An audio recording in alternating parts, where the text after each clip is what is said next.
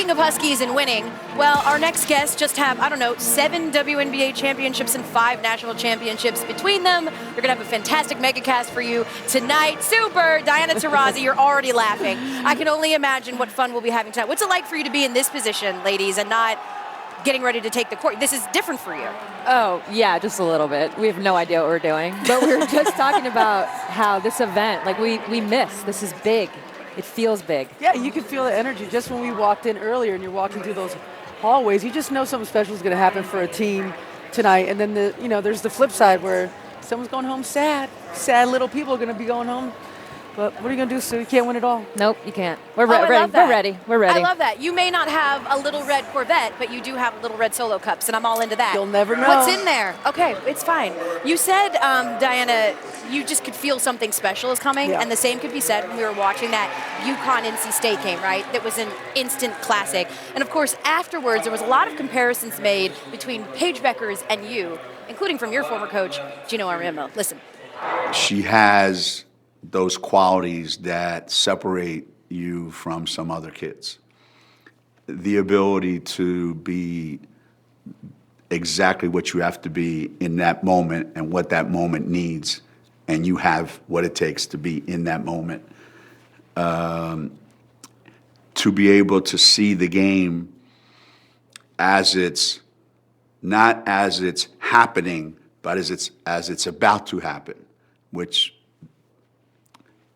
Dee had that incredible quality of a soccer player and it knows 2 passes from now we're going to score. Diana, what do you make of the comparisons? You think Paige's got a little baby Taurasi in her? Well, look, the kid's got a long way to go. But you know what? And we talk about it all the time, she has that it factor, and she has a special quality about her. And you can tell because her teammates like her. And, in that game, she struggled for a big part of that game. And for her to have, that inner strength, that courage to make sure in the overtime that she was going to carry that team no matter what, I think that shows more than anything that she's got the it factor. She's willing to gut it through, pull her team through the hole. I mean, she's got a special career ahead of her, and we're here for it.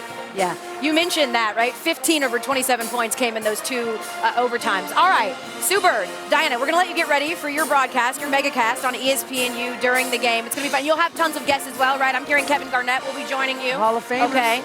Anything's possible. Okay, anything is possible. Thank you for joining us, ladies.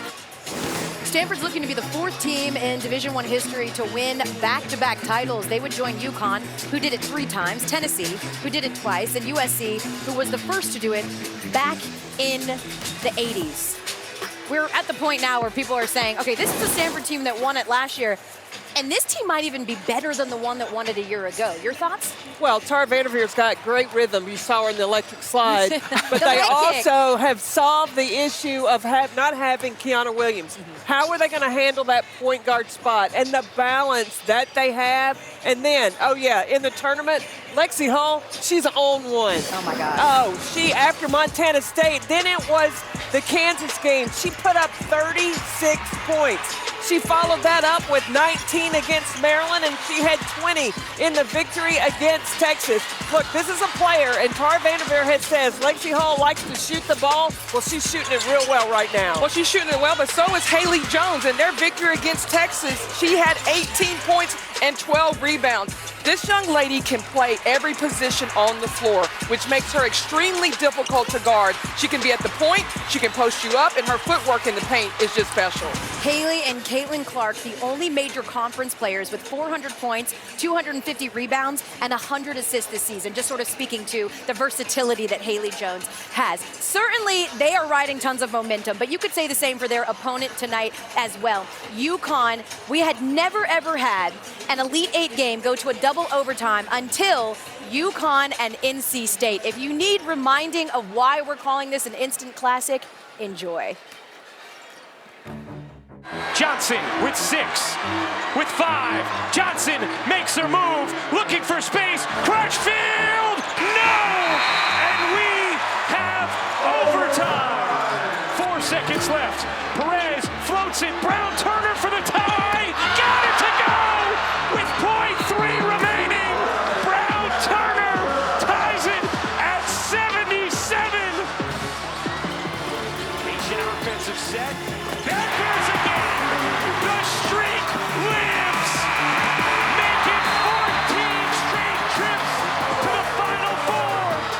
thinking, we have Paige Beckers and they don't.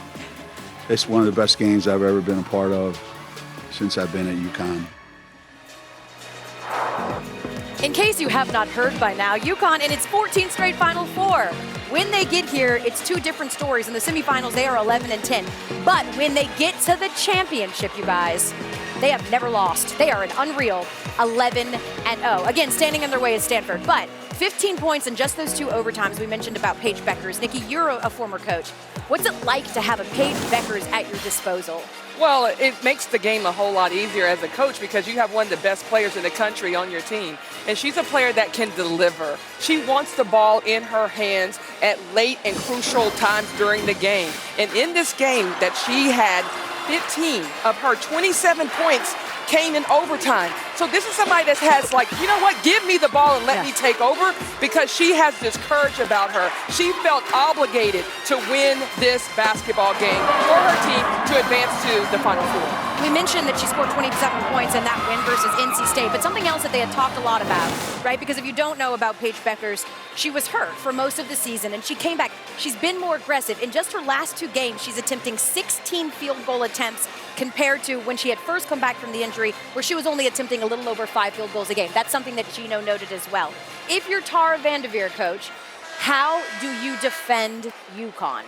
Well, this is a thing that coaches really have to struggle with is, okay, do you try to shut down Paige Beckers, let everybody else get theirs, or do you let everybody else shut them down and say Paige Beckers has got to beat you? Well, I don't know what's going to happen with that, what she's going to decide, but it's going to be a great defensive chess match. Don't you remember, this is just one of two semifinal games for you tonight. How about Stanford and UConn? Haley Jones is ready. We keep throwing out the unicorn thing. Haley Jones as well, right? As Nikki likes to call her, she is our power forward. And Paige Beckers. How else to describe her except for that, well, baby Diana Taurasi, right? You take a look at this matchup between these two. Beckers had missed time with injury, but she's still averaging 15 a game on 55% shooting. For Stanford, Haley Jones can do just about everything. She's scoring 13 a game and dishing out almost 4 assists. And if you think Haley Jones is a big deal in Stanford, well, how about in her hometown of Santa Cruz, where they show her tons of love? So let's talk about, because again, this was just our first semifinal matchup. You might have heard sort of the crowd cheer behind us when you were talking about South Carolina. It's because UConn just took to the field.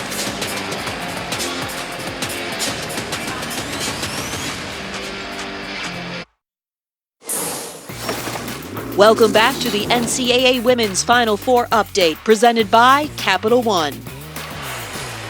During tonight's game, fans can check out the Bird and Taurasi show presented by AT&T 5G over on ESPNU. It's our brand new mega cast featuring, of course, UConn and WNBA legends Sue Bird and Diana Taurasi.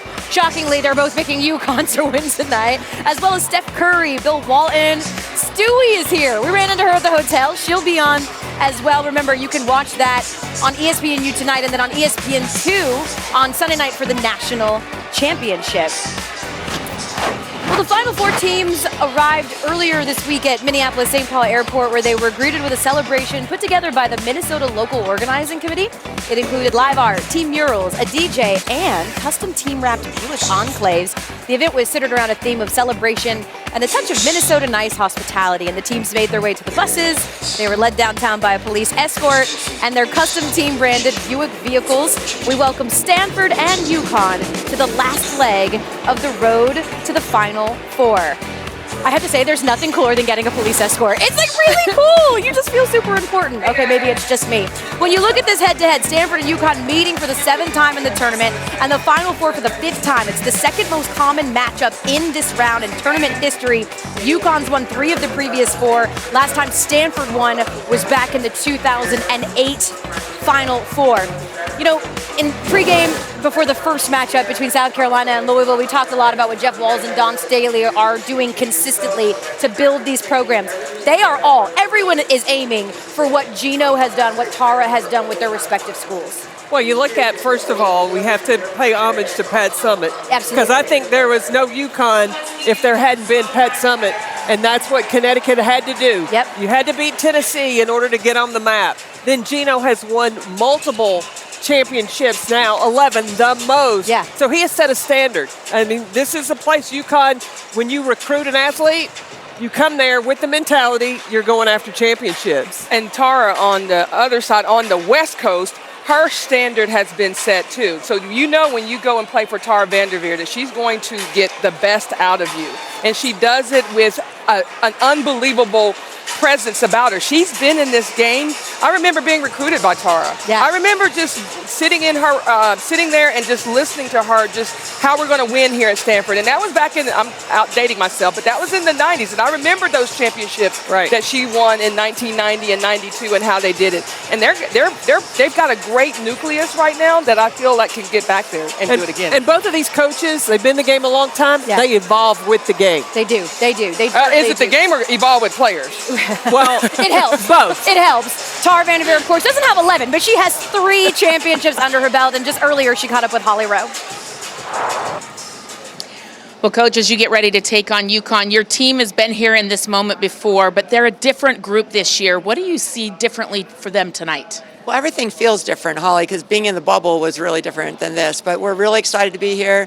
It's just a thrilling environment, and we want to play really well. You always talk about the orchestra of this team. You're the conductor, but who do you need to be the great soloists tonight? I'm not sure who's going to get that solo. It's not really predetermined like music, but I think Haley's going to have a solo, Cameron Brink, Lexi Hall. Those are kind of our top 3. I think Lacey, Anna Wilson, and maybe somebody like Hannah Jump coming off the bench or Fran Beliebe. So, it's more important that from the solo, it's more important that everyone plays the music. Thank you, Coach. All right, thank you, Holly. Hey, look, Tara Vanderveer, you don't need a solo. You might need a duet. Little Haley Jones and Lexi Hall getting together, and they take the lead together. Can we talk about Cameron Brink, though, for a second? Yeah.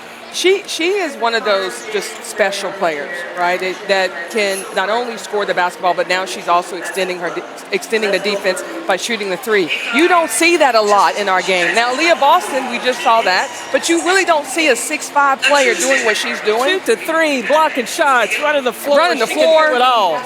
You keep calling Haley Jones a unicorn, and also a power guard? What do you keep calling her? Awesome. A point forward. I call her, get her the basketball. Sure. Whatever you call her, just make sure that you call her, right? This weekend, actually, we're revealing the Basketball Hall of Fame Naismith starting 5, and Haley Jones is one of the nominees for the Cheryl Miller Award for Best Small Forwards. Let's take a look at the nominees and the winner. The finalists for the 2022 Cheryl Miller Small Forward of the Year are...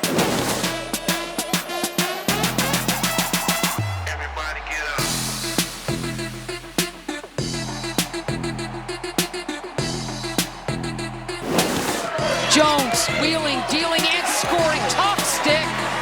Jones using her length to get into the lane. Ryan Howard can score in so many different ways. Howard, absolutely unreal. She can play any position in this building.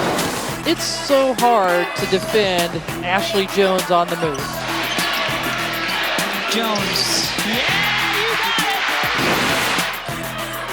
Down low, Williams, and a chance for 3. And the shots are flying. Maddie Williams connects from 3. Louisville, Emily Angsler, gosh, she's done magnificent things. She's been terrific. A double-double on the night for Emily Angsler.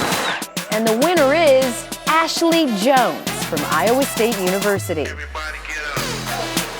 Congrats to Ashley Jones. She becomes Iowa State's all-time leading scorer this season, and she averaged 20 a game for the 3rd year in a row. Keep in mind, as I said, we're handing out these awards all weekend. The Katrina McLean and Lisa Leslie awards are going to be handed out on Championship Sunday.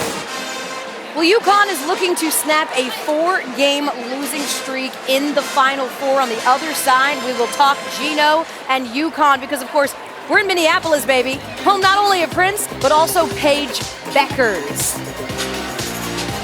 About 17 minutes away from tip. There she is. We see Paige.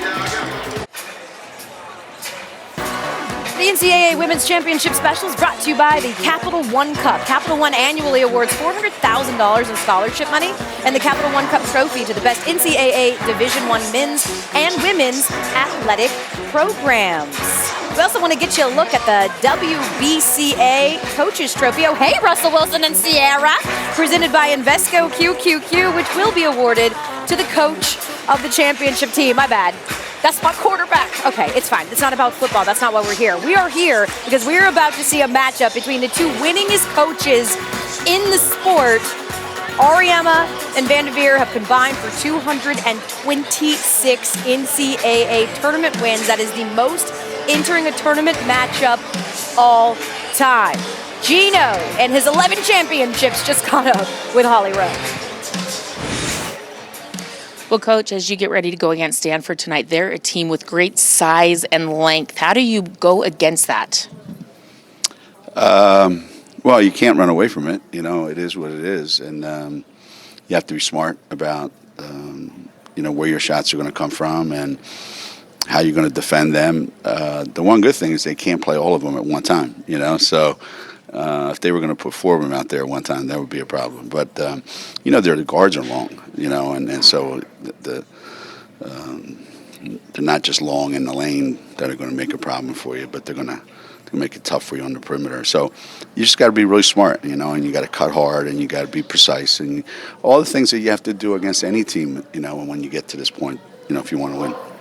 You've talked about having a special player is sometimes what it takes at this time.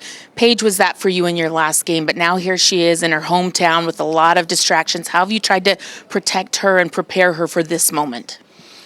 You really can't, and it's not like she's been out hanging around with her friends, since we got here. It's been pretty much just like any other road trip. But, yeah, at night, I'm sure there's a lot going on the phone, and there's a lot of communication back and forth with everybody. But that's just something you have to go through. She's a young kid, and who wouldn't be excited to be here? Who wouldn't want to, revel in the whole thing? So Paige is pretty good a lot of times at just compartmentalizing things and keeping things in their proper box, and hopefully tonight's that night.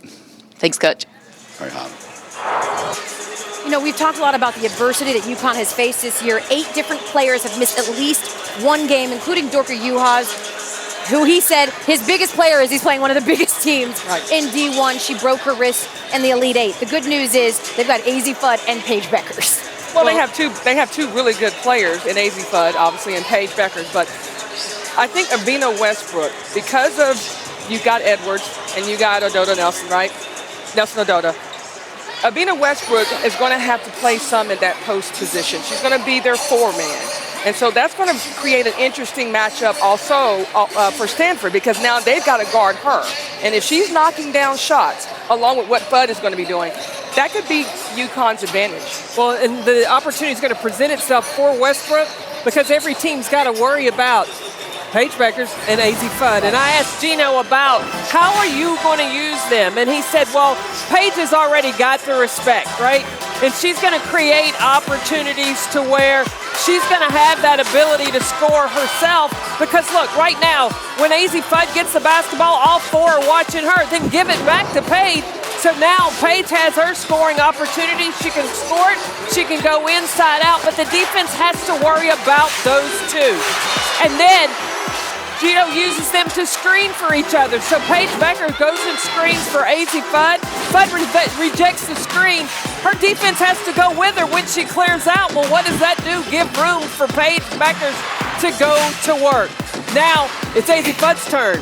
Underneath out of bounds, who screens for her? It's Paige Beckers. Fudd uses the screen, gives her space, splash. She can knock that down. Her shot is automatic. She can come out here and close her eyes and probably make shots. But this is a freshman that has great composure. Yes. She reads the situation. And look, the defense has to find Paige Beckers, and that gives room for Azzi Fudd to go to work. Well, the shot selection, he was very intentional on the play action that he wanted them to run. He wanted those two players to take those shots. It wasn't a free-for-all for them offensively, and that's why they was able to come away with the victory. You just heard the crowd react when UConn ran out. Stands to reason it'll be a pro UConn crowd as Paige Beckers is from Minneapolis and looking to stamp her ticket to the national championship. We are going to have action for you and tip after this as we get you set for the second semifinal of the night. Welcome to the NCAA Women's Championship presented by Capital One. South Carolina has punched its ticket into the national championship game Sunday night. They take care of Louisville 72-59. Who will join them, UConn or Stanford? Here's how they got there. Outstanding play from their guards. Destiny Henderson leading the charge with 3 threes. Great decision making. And Aaliyah Boston, yeah, she's the player of the year for a reason. 23 points, 18 rebounds in the win against Louisville. Meanwhile, in the second game of our semifinal doubleheader, Tara Vanderveer, Gino Auriemma, the two winningest coaches in the history of women's basketball.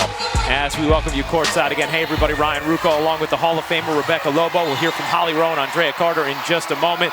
Rebecca, it was an unforgettable Elite Eight matchup that got UConn here, and it was a memorable finish from Paige Beckers that helped them punch their ticket. Gino Auriemma talks about Paige Beckers being built for these moments, and she certainly was in that game against NC State. She has the ability to get to the places on the floor where she wants to go, able to drain the shot. 23 points in the second half and overtimes of this game. Connecticut not here without a spectacular performance from Beckers. Beckers in the second half and overtime, not only with 23 points with 15 in the 2 overtimes, but she was 8 of 9 from the floor and 6 of 6 from the line. And Holly Rowe, this is a particularly special Final Four for the Minnesota kid. Well, that's right. It all started right here, about 10 minutes away from the Target Center where we're at right now in Hopkins, Minnesota. Paige Beckers was a star at a very young age. 6th grade, somebody tweeted out that she reminded them of Diana Taurasi, and that has come true. She was actually on the varsity high school team as an 8th grader and led her team to the state championship that year. She finally won the state title when she was a junior on a team that went 32-0. She told me earlier, you know, some teams lose and go home, but I won and I'm still going home. She said it felt so good to drive in from the airport. She knew right away she was back home when somebody handed her something and she said, thank you. And they said, you betcha. Let's go now to Andrea Carter. Thanks, Holly. Well, for Stanford's Haley Jones, this might feel like home to her as she was the most outstanding player in the tournament last season. And really, what makes her so special is that she can play the positions 1 through 5. She's got the skill set of a guard, but if you put a guard on her, she will post them up, down low. Just an incredible feel for the game. She can knock you down defensively, block shots, just an intense amount of energy that she plays with. But my favorite part about her game is her ability to facilitate. She leads the team in assists, can put the ball right on the money where it needs to go to lead her teammates to the basket. Haley Jones said she wants to be smooth operating at all positions. They'll need that tonight. She was the Spokane region most outstanding player. You see what Jones has done thus far in this NCAA tournament. Let's learn more about Haley and her teammates. It's now time for the Capital One Meet the Players.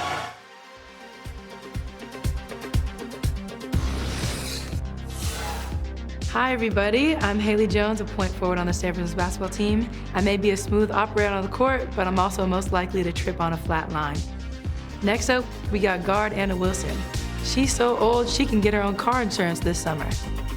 Next up, we got forward Cameron Brink. She'll block your shot and the court and your DMs. Next up, we got guard Lacey Hull. She would let Mike Tyson punch her mom in the face before she let a puppy die. Lastly, we got Lexi Hull. I trust her to drive through the lane, but I would never set foot in her car. Really funny stuff there. You see these coaching greats. How about 2,305 combined wins between Tara Vanderveer and Gino Auriemma. 14 combined national championships. 11 of them belong to UConn. Let's meet Gino's team.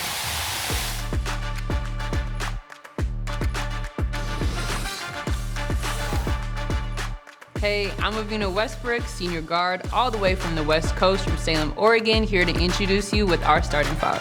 Freshman? Did somebody say freshman? You guys know this curly little light-skinned girl, AZ Fudd. Paige Buckets, excuse me, I mean Beckers. Oh, Canada! And you can't miss her with the Laker-colored braids, my girl, Leah Edwards. Oh, Libby Poo! Always about her fashion, Olivia Nelson Ododa. Our Southern girl is here, and she's bringing heat, Kristen Williams. Pretty fun way to meet both teams.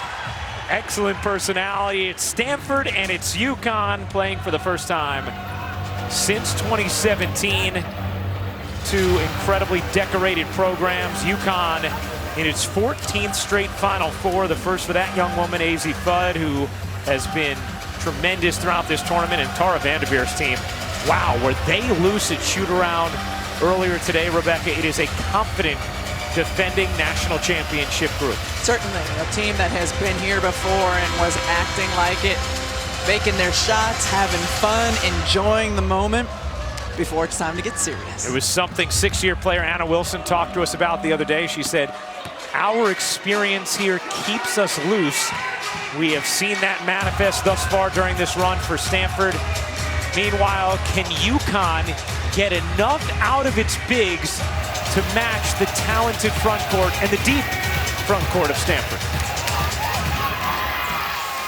UConn, of course, will be without Dorka Juhas, who fractured her wrist in the Elite Eight matchup against NC State. She is here with her team, which Gino Auriemma thought would provide quite the boost for his group.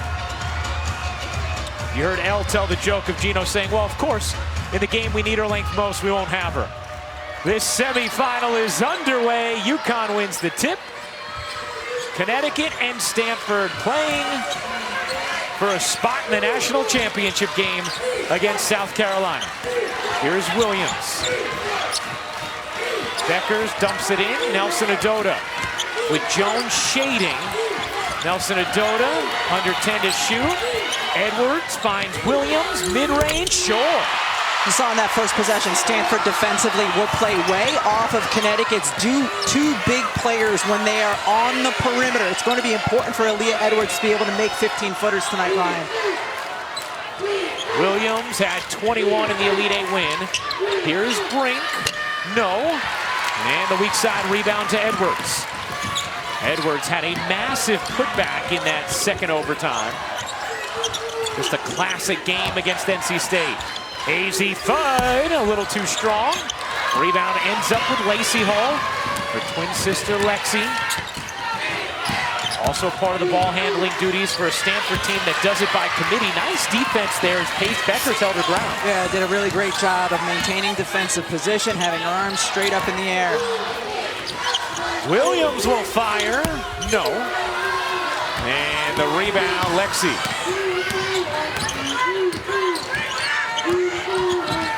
Lexi Hull has been the leading scorer in the NCAA tournament thus far, averaging 22 points per game. Doing it on 52% shooting. Here's Jones, raising up, left it short. Rebound loose on the floor. Jones can't put it in, and finally UConn collects. Tara Vanderveer talked to us about the keys to this game. Number one, rebounding. Both teams have done a good job on the defensive glass. Beckers is on the board in her hometown. Taps Cameron Brink on the way back. Those two have been teammates with USA Basketball. Haley Jones, Fran Belibi, AZ Fudd also have been a part of it.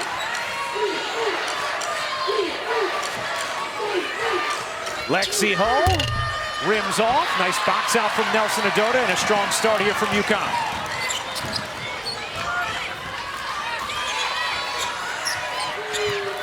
Here's Beckers. Lost it. Good hands from Lexi Hull. Stanford 0 for 5 from the floor in the early going. Connecticut doing a good job switching between man-to-man and zone defense so far in this game.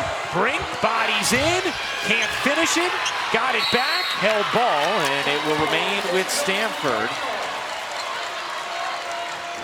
Paige Bueckers as good as it gets coming off the ball screen. Defender gets caught up. Brink right there to contest, and watch him coming back down. Oh, she gave her a little tap. I got you, my friend. Bueckers has come back to life here in the NCAA tournament after missing 19 games in the middle of the season, having surgery on her knee, as Nelson Odota's denial will keep it here.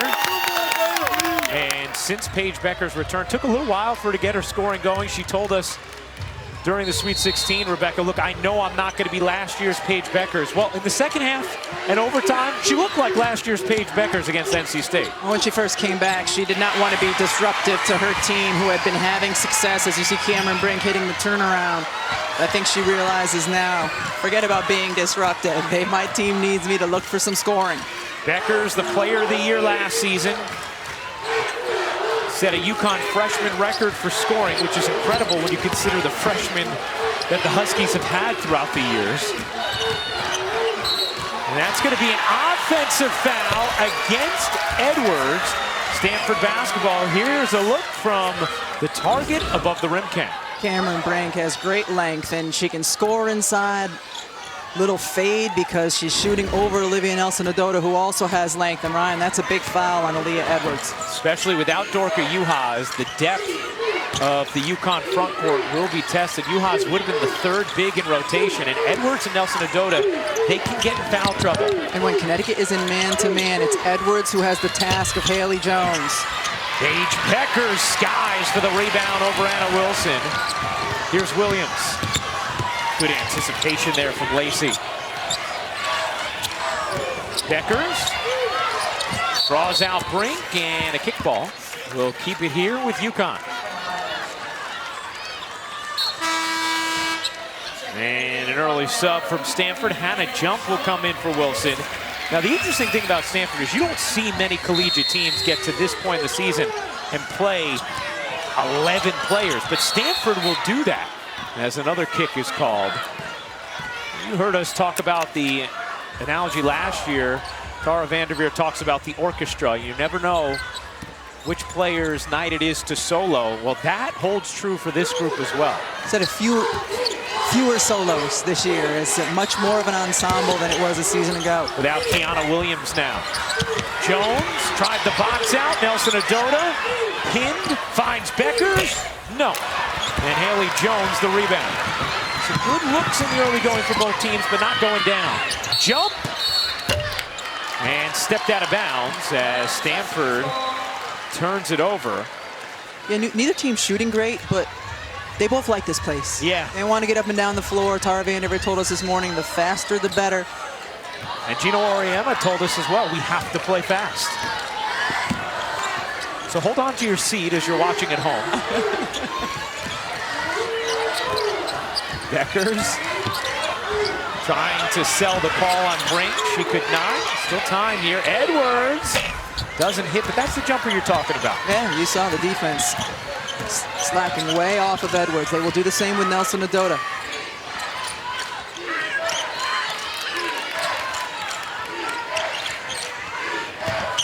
Brink spins, flips, can't hit. Nice box out from Nelson-Ododa. Both teams shooting it poorly in the early going. UConn 2 for 7. Stanford 1 for 9. Here's Fudd finding a little space. Can't get it to go. Edwards had it ripped away by Lacey Hull. Passing it to her twin Lexi. Lexi pedaling into traffic, got fouled by Fudd, and free throws for Lexi. Where did it all begin for Gino Auriemma? We learn next.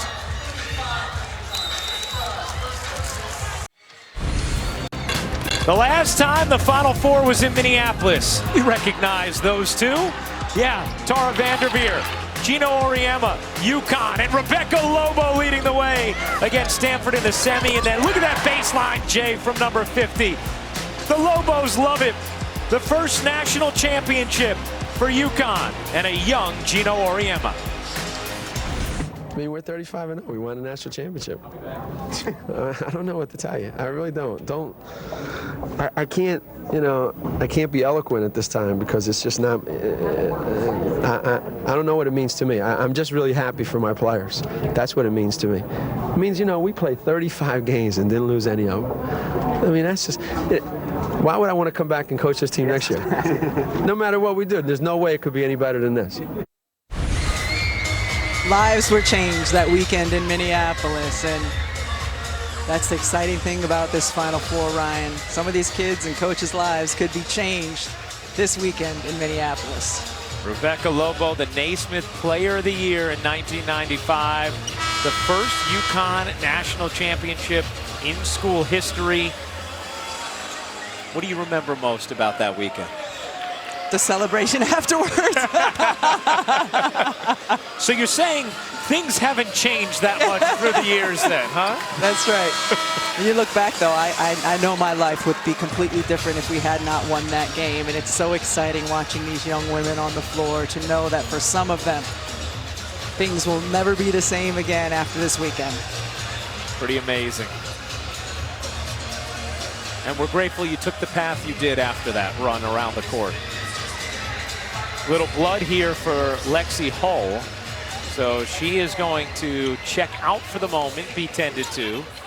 Anna Wilson is going to shoot these free throws.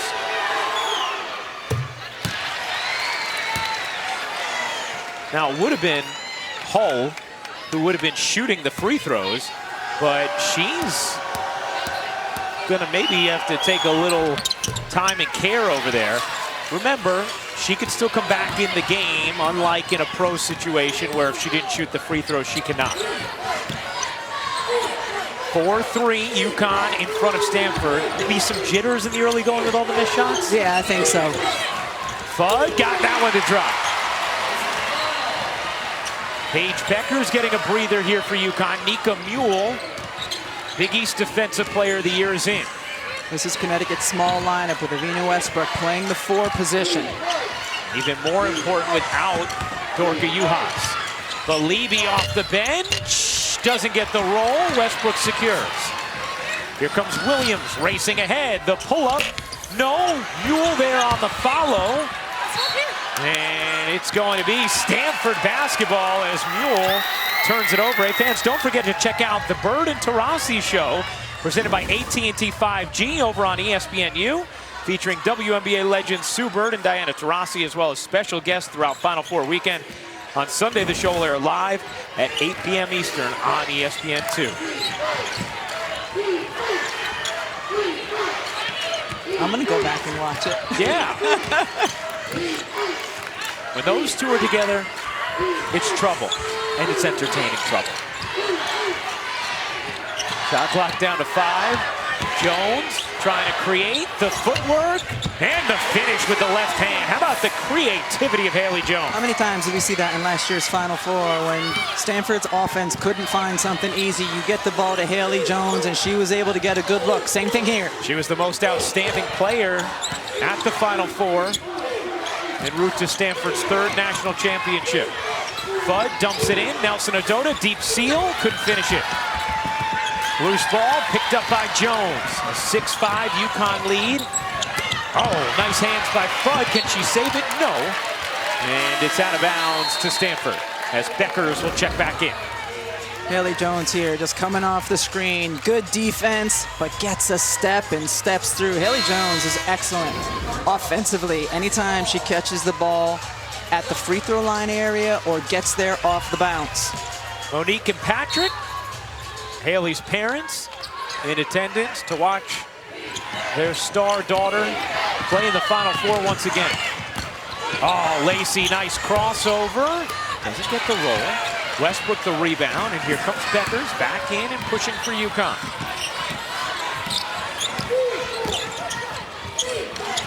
Fudd, run off. The pull-up is good. Azzi Fudd has such a true stroke. And you have to contest her hard because she has a little space at the three-point line. She can drain it. Beckers and Mule combine on the steal. Williams on the bench now for the Huskies. Here's Mule. Sophomore from Croatia. Beckers cross court. Westbrook unable to hit from 3, and Jones left for the board. Great box out by Fran Believy, now running the floor hard. Jones forces it in, plus the foul. Paige Beckers whistled for her first personal, and Jones a chance for 3. Haley Jones at 6'1" can get inside and then score over smaller defenders. Paige Beckers overall a pretty good job, but at the end flicked down and got Jones on the wrist. So dangerous. We heard Drea talk about it in the open, but we're asking Jones about her game, and she said, they called me operator because I just try and be smooth with everything I do. She is going to be an outstanding pro when that time comes as well. Wilson falls. Mule, extra feed. Westbrook on the attack. Good movement here. Edwards, though, missed it too strong. Another one of those opportunities you're talking about. That's the shot Stanford wants Connecticut's players to take. Brink facing up, flipped it short. Edwards flags it down. Stanford is just 3 for 14 from the floor. UConn is 4 for 14. See Brink sagging off of Edwards. Here's Beckers, pull up, not a lot of airspace, and it didn't matter. Cameron Brink draped all over Beckers there, and she still was able to hit. Phenomenal defense. Here's Brink, quick move on the attack to the reverse. Cameron Brink, a third-team All-American this season. Her and Haley Jones becoming the first pair of Stanford teammates to both be All-Americans since the Agumake sisters, Nneka and Chiney. Mule looking for help, lost the defender, missed the bunny. Edwards on the follow. Great activity and persistence by Aaliyah Edwards on that possession. 15 seconds left in the quarter. Shot clock is turned off. UConn a 3-point lead. Beckers the deflection, Jones the collection, Westbrook the block. Still time for UConn. Here comes Westbrook. 2 seconds left. Beckers can't hit the 3. And that's how the first quarter will end. UConn a 3-point lead after 1 in this semifinal. Holly Rowe will chat with Gino Auriemma in his 22nd Final Four. That's next on ESPN.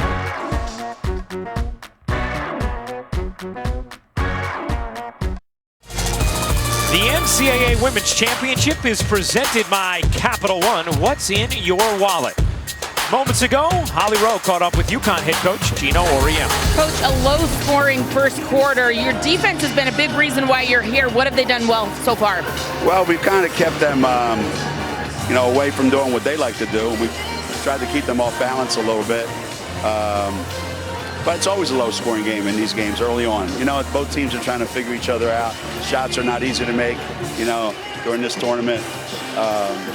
And we got to get some help from our big guys on offense. We can't just expect to come out here and make 42 jump shots, to win this game. So hopefully now everybody's settled in. We talked about their length. How are you attacking it so far? Well, we're not really. We're kind of settling for a couple things, but I think if we can get in the lane a little bit more and force them to make a play, then I think we'll be all right. Thanks, Coach. Thanks. One of the things we saw in that first quarter, Rebecca, was Paige Beckers finding her shot over Cameron Brink. Tara Vanderveer trusting Cameron Brink to switch out whenever there's an on-ball screen on Paige Beckers. And Cameron Brink's done a pretty good job of contesting her friend, but Paige Beckers has done a better job of hitting the shots. And then when she does and they go back down the floor, you see Brink with a big smile, Beckers with the tap. Two competitors having fun out there. Let's take a look at our first quarter stats. They are brought to you by Geico. Paige with 4 points on 2 of 4 shooting. Both teams struggled to hit shots in that first quarter for Stanford. It's their fewest points in a quarter in this tournament. And Rebecca, you've talked about it before, and Holly alluded to it there with Gino. These teams are known for their offense, but they can get after it on the other end. Yeah, outstanding defensive team. Stanford known for their scouting report defense, knowing who to help off of, who to slough off of. They've done a really good job of that so far. Here's Beckers finding Fudd. Fudd, pull-up jumper, a little too strong. Jones able to secure the rebound with Westbrook and Edwards in pursuit. Winner of this game will face South Carolina Sunday night, 8 Eastern on ESPN. South Carolina taking care of Louisville, 72-59 in the first game tonight as Hull loses it out of bounds. Last touch, Lexi, who is playing with some cotton up in that nostril. She got a step barely on Paige Beckers, but Paige Beckers has length and able to disrupt the pass. Playing with a little cotton? Yeah, I've done it before. In athletic competition? Just life, yeah. Well, guys, there's a reason she's back out on the court. Tara said she gets so mad when I take her out of the game. She'd play every second if she could. Even if she's got a bloody nose, blood on her jersey, she's going to get right back out there, and here she is. And it's those kind of plays, Holly, that make such a difference. Fighting with the bigger Edwards. Edward gets called for the foul. That's her second. And so Aaliyah Edwards goes to the bench. Nelson Adota back in. And remember, UConn is down their third rotation post when it comes to Gorka Juhas. Gino Auriemma told Holly Rowe we need more out of our posts. So you know he said the same thing in the huddle. So that time Edwards trying to post up hard. And now Fudd is going to pick up her second personal as Lexi will massage her way to the line. And as a result, Gino Auriemma is going to come and get AZ Fudd. Caroline Ducharme will check in for Fudd.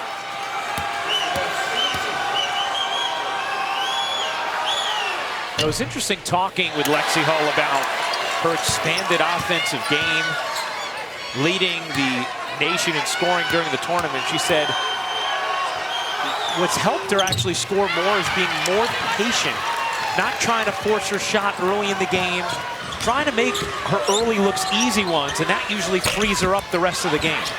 That's out of bounds off of Nelson Adota, Stanford basketball. Another way of saying, like, let the game come to you. Yeah. Don't force things early in the game. Don't force things early in the possession, especially on a Stanford team where you have to guard everybody. Everybody who's out there can score. You see, Lexi led the team in scoring each of the last 3 games, had 36 in the second round, most by a Stanford player since 2014. Made so many key plays in last year's championship run as Brink finds an angle. Cameron Brink now with 6. 8 field goal attempts for Brink, most of any player on the floor. Beckers, no. Rebound, Jones. Haley Jones already with 6 boards in this game. Lexi airmails it.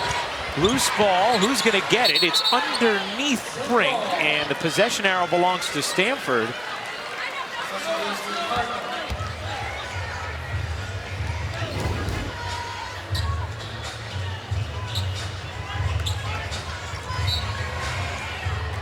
Andrea, one of the things that you look for when you're coaching post players, try to get to the basket in one dribble, and Brink, you saw her do that on that possession. Huge first step. Stanford has not led yet in this game. Beckers gets fouled by Lexi. And that will be the first personal on Lexi Hull. It'll be the first foul against Stanford. Drea?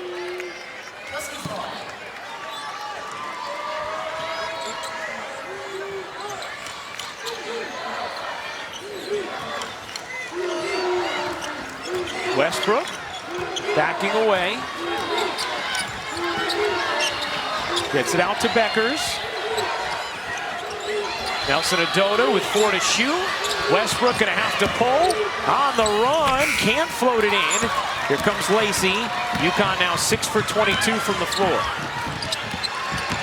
Jones finding some space. Line drive won't go. Lexi follows it up. Man, that's vintage Lexi Hull right there. Just out scrapping, yeah. Stanford's 5 for 20. Both teams shooting under 30%. In the corner, jump. Run off the line, throws it off a leg, then throws it into the backcourt, and that's going to be a violation and a turnover. Good D from UConn. Evina Westbrook has been terrific since she came in the game. She has been absolutely terrific. Lots of energy, competing hard, playing the 4 position for Connecticut. So interesting, Rebecca, because as good as these teams are defensively, as you illustrated a moment ago, as Jana Van Geitenbeek checks in for Stanford, but they play a pretty offensive style, and obviously they have not been able to do that thus far in this first half. It's also important to remember they run very similar continuity offense, and so you know how to defend it. You know where they want to cut. You know how to prevent that from happening. Connecticut has missed its last 5 shots. Williams back in. Ducharme goes to Westbrook in the corner on a 3. That's big for Connecticut. You saw in the previous possession, they were leaving Evina Westbrook wide open for that shot. Lacey couldn't finish it. Brink wrestles it away and gets the whistle against Nelson Adota. What insistence from Cameron Brink, and free throws here for Brink. Evina Westbrook wide open by design. Previous possession, when the ball went into the post, they helped off of Evina Westbrook. They want her taking, Stanford wants her taking that shot. She shoots 30% from 3. Stanford 1 for 5 from the line. See Gino Auriemma talking to the officials saying Stanford has 1 foul. 1 foul called on them. 6 on UConn. And you see Sonia Curry, the mother of Steph and Seth, there with the Brink family. Sonia, the godmother to Cameron Brink. Remember seeing the Brink family last year after the national championship. So excited for Cameron, and also asking, now how do we keep her from fouling? She's gotten so much better at that this season as Beckers floats it in. She's done a great job so far in this game because she has contested well without fouling. And we've seen how important she is on the offensive end of the floor.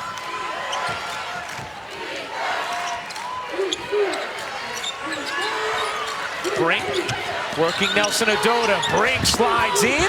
Couldn't finish it. Belibi and Nelson Adota tied up. Who did last hit? Last hit UConn. And it's going to be Stanford basketball. Paige Becker is just smartly going away from the screen as the defense overplayed. And how many tough shots have we seen her hit so far in this game? Been incredible. Lexi floats it out. Another chance here for Stanford after the effort on the offensive glass, and that is a silly foul from Nelson Adota, and the coaching staff of UConn immediately saying, you can't do it. That's number 2 now on Nelson Adota. Holly? Well, guys, you're just showing how Paige Beckers moves on the floor, and Gino Auriemma said something to us fascinating. He said she flows like water. The way she's able to get into the cracks and creases of all of the gaps makes it very difficult to defend. Here's Lexi finding space and finishing with the left hand. Interesting to me too, Ryan, as Connecticut's had to go small, Stanford has gone very big. Belibi, Brink, Jones, all in the game. And the holes are big guards as well. No one under 6 feet on the floor for Stanford. Westbrook bounces in. Nelson Adota lost it. Now remember, Edwards on the bench with 2 fouls. Fudd on the bench with 2 fouls. Nelson Adota on the floor with 2. 2-point UConn lead, under 5 minutes to go in this first half. South Carolina awaits the winner. Good hands there from Kristen Williams, coming up with a steal. Here's Ducharme on the attack. Beckers trying to cut through traffic, separates and finishes. That's a tough bucket for Paige Beckers.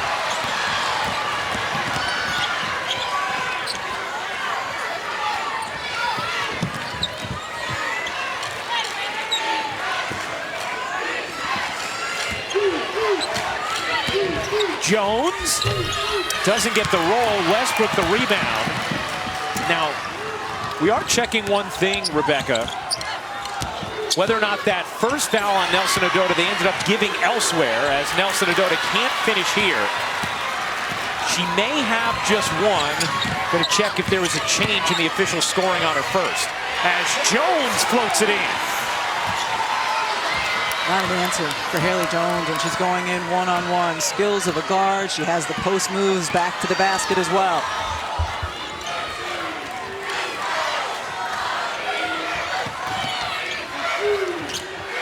Deckers gives it up. Westbrook connects on another three.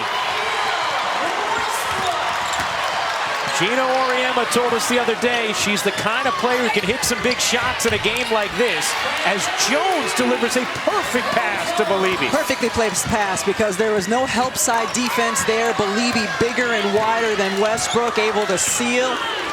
Well done. Westbrook, the transfer from Tennessee. Stanford has 16 edge points in the paint. Deckers tosses back to Westbrook. Lexi fronting Nelson Adota in the post. Westbrook again! Avina Westbrook, her third three of the quarter.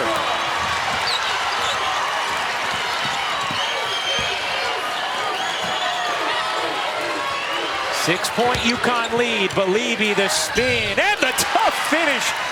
Fran Belibi having a big tournament off the bench for Stanford. I think you keep going there. She's got the size advantage on Westbrook, and you really can't help from the weak side because it's loaded with three-point shooters. Talk about those USA players who are all friends with each other. Fran Belibi, another one of them.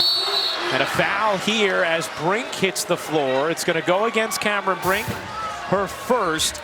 A 4-point UConn lead. Avina Westbrook getting hot. Avina Westbrook has shown tremendous toughness this year. At times a starter, at times coming in off the bench. This is always a bonus for Connecticut when she can drain a three, and she's done it here multiple times.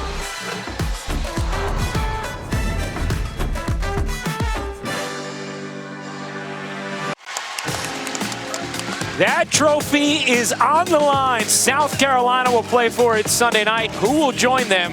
Will it be UConn or Stanford? Coming up in the Degree Halftime Report with Elle Duncan, Carolyn Peck, Nikki Fargas. There are wonderful women. South Carolina back in the title game. And Dawn Staley will be live on the set. That's all coming up at the half. UConn a 25-21 lead over Stanford, 2:11 to go in this second quarter. Stanford, the longest winning streak in the nation, 24 straight entering this game. Their last loss December 21st at South Carolina. By the way, it was reconfirmed, 2 fouls on Nelson Adota. Nelson Adota remains on the floor. Edwards on the bench with 2. Fudd on the bench with 2 for UConn. Ashton Prechtel in the game for Stanford. They can just bring waves of size at you. Right there, great contest from Prechtel on Williams. Lacey dishes out, dug up by Jump, who buries the 3. And a jump. All but one of her field goal attempts in this tournament have been from 3. You knew it was only going to be a matter of time for Stanford to start hitting from the outside. Before that shot, 0 for 7 outside the paint. Deckers, no. Nelson Adota, another chance, but she throws it to Steve LeBeau, our stat man, who is not wearing a UConn uniform, turned over. And a jump, a terrific three-point shooter. Stanford has 3 players who shoot 40% or better from the perimeter, and that's all created by Hull. Deep dribble penetration draws the defense, gives Jump plenty of time. Last tournament, Stanford set a record for most threes made in a tournament. They shot it well over 40% from 3 during the tournament as Jones reverses it in, and Stanford has the lead, their first of the night. Simply no answer defensively for Haley Jones off the bounce. Now the Stanford fans on their feet behind the bench of the Cardinal in what is a very heavily pro-UConn crowd, and a foul here against Stanford. It'll be just the 3rd personal of the game against the Cardinal. A little bit of a screen, and Avina Westbrook gets caught up, but what a tough finish by Haley Jones, using her size, strength, no chance of blocking that one. Jones, 8 points, 6 rebounds. She also has just made so many plays when her team has needed it to stay afloat in this first half. Mule into the game for Ducharme. A lot of contact contact there between Lexi and Paige. Here's Paige, dishing it out. Corner 3, off the mark for Williams. Nelson Adoda, Mule gets it to go, plus the foul. A chance for 3 for Nika Mule. Nika Mule has not played a ton of minutes in the NCAA tournament, but every time she has come in, she's made a difference. She's impactful. One of the smaller players on the floor, but in the right spot and able to finish the N1. One of the more emotional players on the floor as well. She's a director's dream. Jimmy Platt has a field day with Nika Mule layups. As Mule can't hit the free throw, loose ball, Jones has it. But you know, Auriemma told us Nika Mule is a game changer for us. Said she changed our season entering the starting lineup this season. She changed our season when she entered it last season, and the blood is again rushing down for Lexi Hull. So she's gonna have to go back to the bench. And who knows whether or not she'll get back in before this game gets to halftime. Anna Wilson in. The incredible toughness of Lexi Hull. Paige and Lacey get tied up. Paige wanted a call, did not get one. 15-second difference, game and shot clock. Jones surveying. Jones got it away, left it short. Mule the rebound. UConn can hold for a final shot, and Gino Auriemma going to slow them down to do so.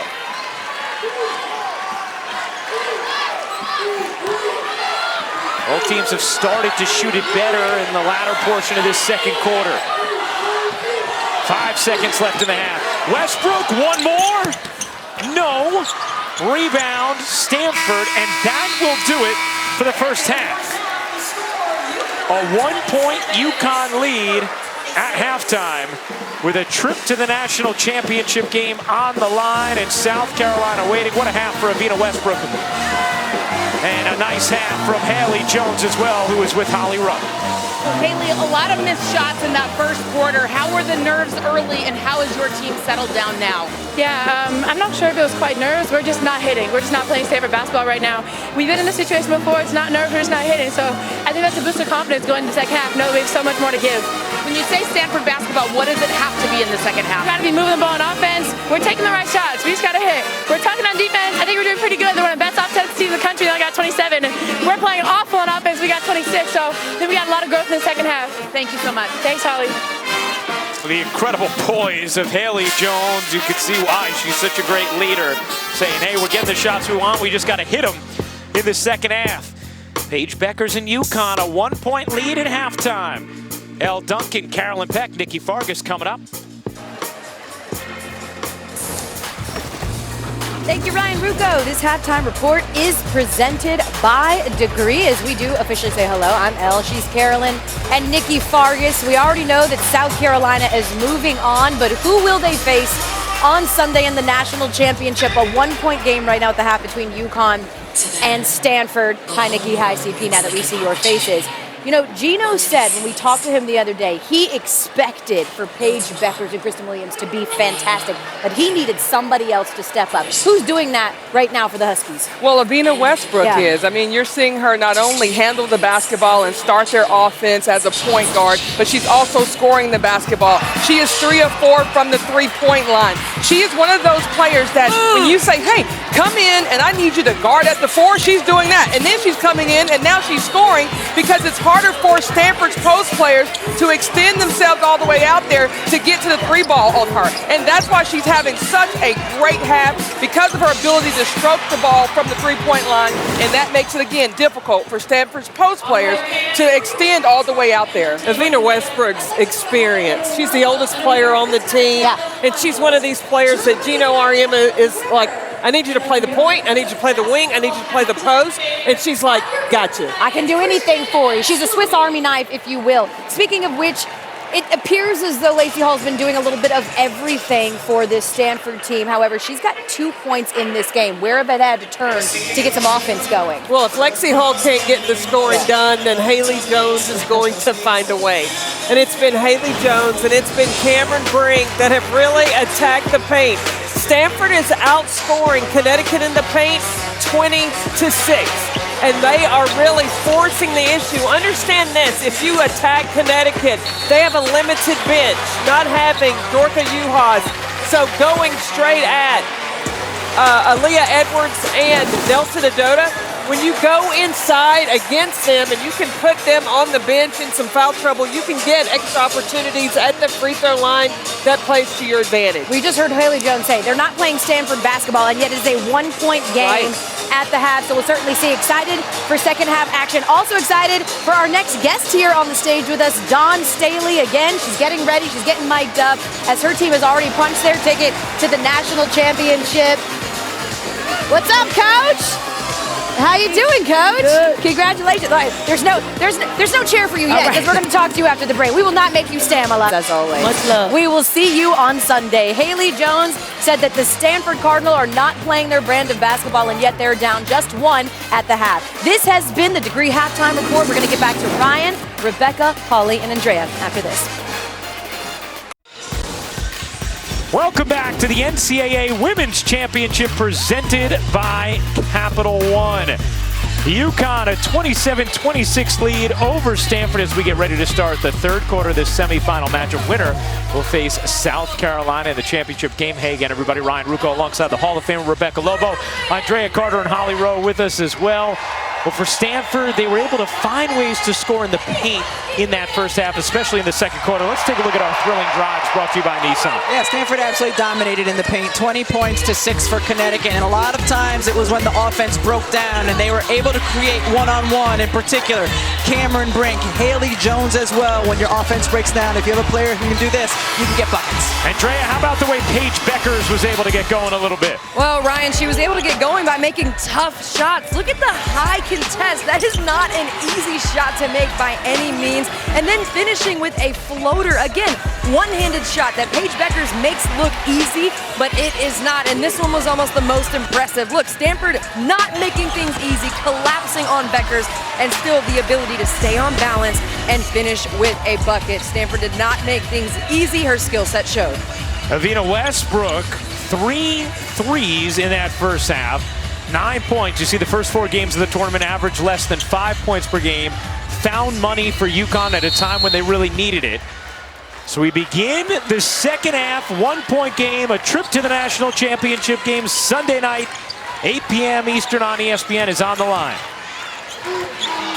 Edwards and Fudd back in, sat a lot of the second quarter with 2 fouls apiece. Edwards can't hit. Nelson Adota the offensive rebound. Nelson Adota got fouled by Brink. That will be the second personal on Cameron Brink, and Nelson Adota will shoot 2.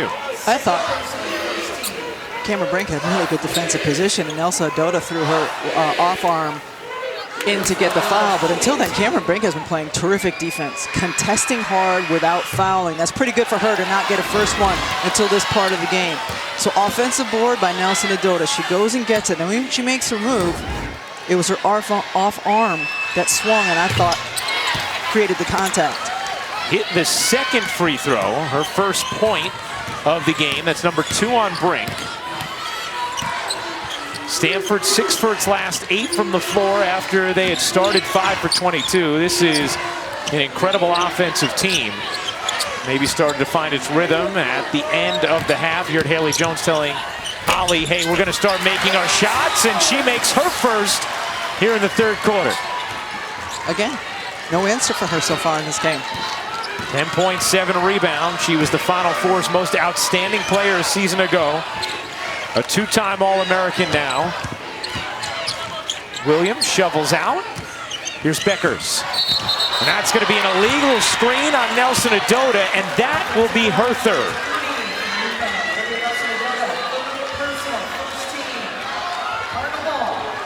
So Gino Auriemma already down Dorka Juhas, his third post. Now has to worry about Nelson Adota in foul trouble. She played most of the second quarter with 2, was able to navigate. Now she's here in the third with 3. From Stanford, I go right at her. Get the ball to Cameron Brink. Get a fourth on Nelson Adota. You know, Auriemma told us we don't need our posts to be great to win this game. We just need them to be solid to good. Jones, not that time. Williams, the rebound. Knew he'd need great performances out of his guards, like Beckers. Hesitation, curl it up and off. Nelson Ododa couldn't grab it. Edwards does. Another chance here for Connecticut.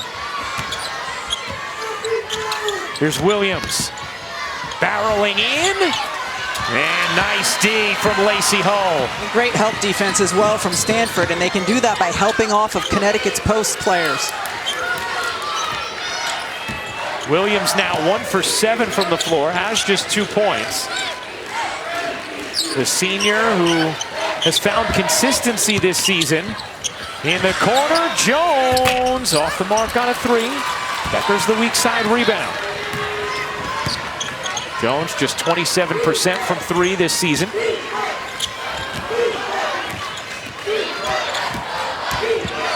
Here's Beckers curling and hitting. The Minnesota kid with 10 points now, coming off her epic double overtime performance in the Elite Eight against NC State. Lexi doesn't get the roll. Nice box out from Nelson Ododa, who's done a nice job on the glass. 9 boards now. Beckers to the corner. Fudd traveled. Been really impressed by Haley Jones. Look at the jab step. She called herself a point forward when announcing the starting lineup. That jab step is a guard move and a beautiful shot, and we've seen Paige Beckers shine. Another tough shot over a contest. Yeah, Connecticut hasn't had an answer, Drea, for Haley Jones when she's looked to go one-on-one again. She's a smooth operator from that free throw line area, and Paige Beckers is as good as they come in the college game off of the on-ball screen. Prechtel, look out! Ashton Prechtel can change a game. We saw it in the Elite Eight last year against Louisville when she scored 16 second half points, did not miss. Beckers got it to go. 12 now for Paige and a timeout taken. UConn will take a timeout. It's a 1-point Connecticut lead, 6:37 to go in the third quarter of the semifinal. Stanford can send size and skill at UN Waves. 6'5", Ashton Prechtel draining the 3. Bench celebrating. Paige Beckers, another tough one. Buckets.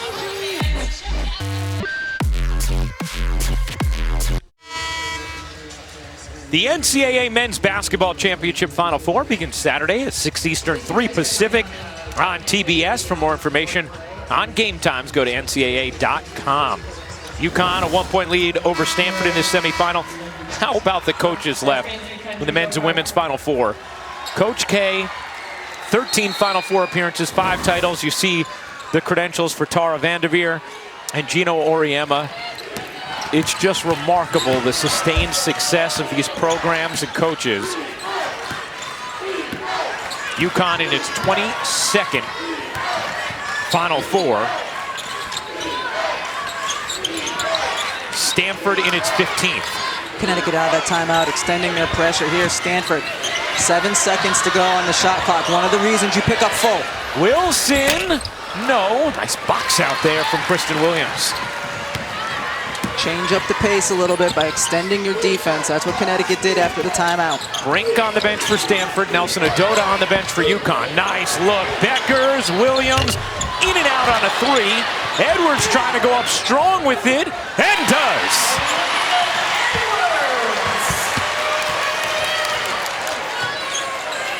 Gino Auriemma loved the play of Edwards in the second half against NC State. She can be a difference maker on the offensive glass. Great instincts. 3-point Connecticut lead. South Carolina awaits the winner. Lacey, little hesitation. Lost her footing, was able to get it off to Jones. Lacey left alone in the corner, no. Loose ball, Wilson has it, another chance for Stanford.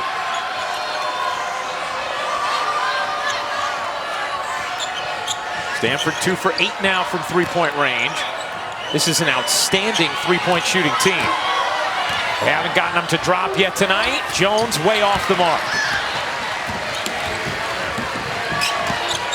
Westbrook veering, exploding, can't finish. Prechtel hauls it in.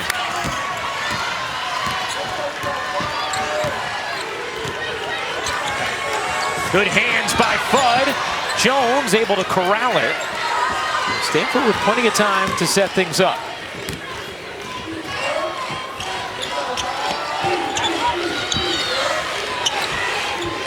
Stanford on a 24-game winning streak, longest active streak in the nation. Jones will fire, no, rebound, out of bounds off of Prechtel. Connecticut basketball. A 3-point lead for UConn. Trying to play for his 12th national championship on Sunday night if they can win this one. Stanford trying to become back-to-back champs. South Carolina waits in the wings. Connecticut a 3-point third-quarter lead over Stanford, Drea. Well, Ryan, there's a lot of activity that can go unnoticed in this great game. And when I look back at this play, it's Avina Westbrook's role that draws in the defense and gives Paige Bueckers the opportunity to find Kristen Williams in the corner. The shot doesn't go in, but it is a quality 3-point look. And then Aaliyah Edwards is still able to get the offensive rebound, but it started with the roll to the basket from Avina Westbrook. Avina Westbrook has been absolutely terrific off the bench at the guard or forward spot for Connecticut. Gino Auriemma told us coming into this game that he needed his trio of guards to be as good as they were against NC State. Azzi Fudd, Kristen Williams in that game combined for 40 points. Those two have struggled a little bit here. Paige Bueckers has done her part. Yet UConn still a plus 13 in backcourt points. Now remember, Stanford has kind of used an ensemble cast when it comes to their point guard ball handling duties this season. Lacey talked about how we really committed to it as a group, 5 of us sharing the responsibilities after Kiana Williams graduated last season. Here's Bueckers, threw it away into the chest of Lacey Hull. It was like she didn't see her. Prechtel will fire, no. Jones, the offensive rebound, and a foul's called against Mule. That will be Mule's first. And the second team foul against UConn in this third quarter. Nelson Adota has been on the bench with 3. Edwards and Fudd navigating with 2. Their minutes were limited in the first half because of foul trouble. Prechtel wide open. Jumped the rebound. Another chance here for Stanford.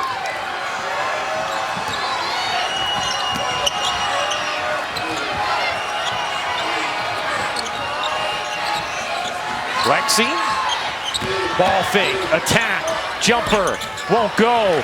Rebound Mule, a lot of good chances on that possession for Stanford, nothing dropping. Bueckers will back it out.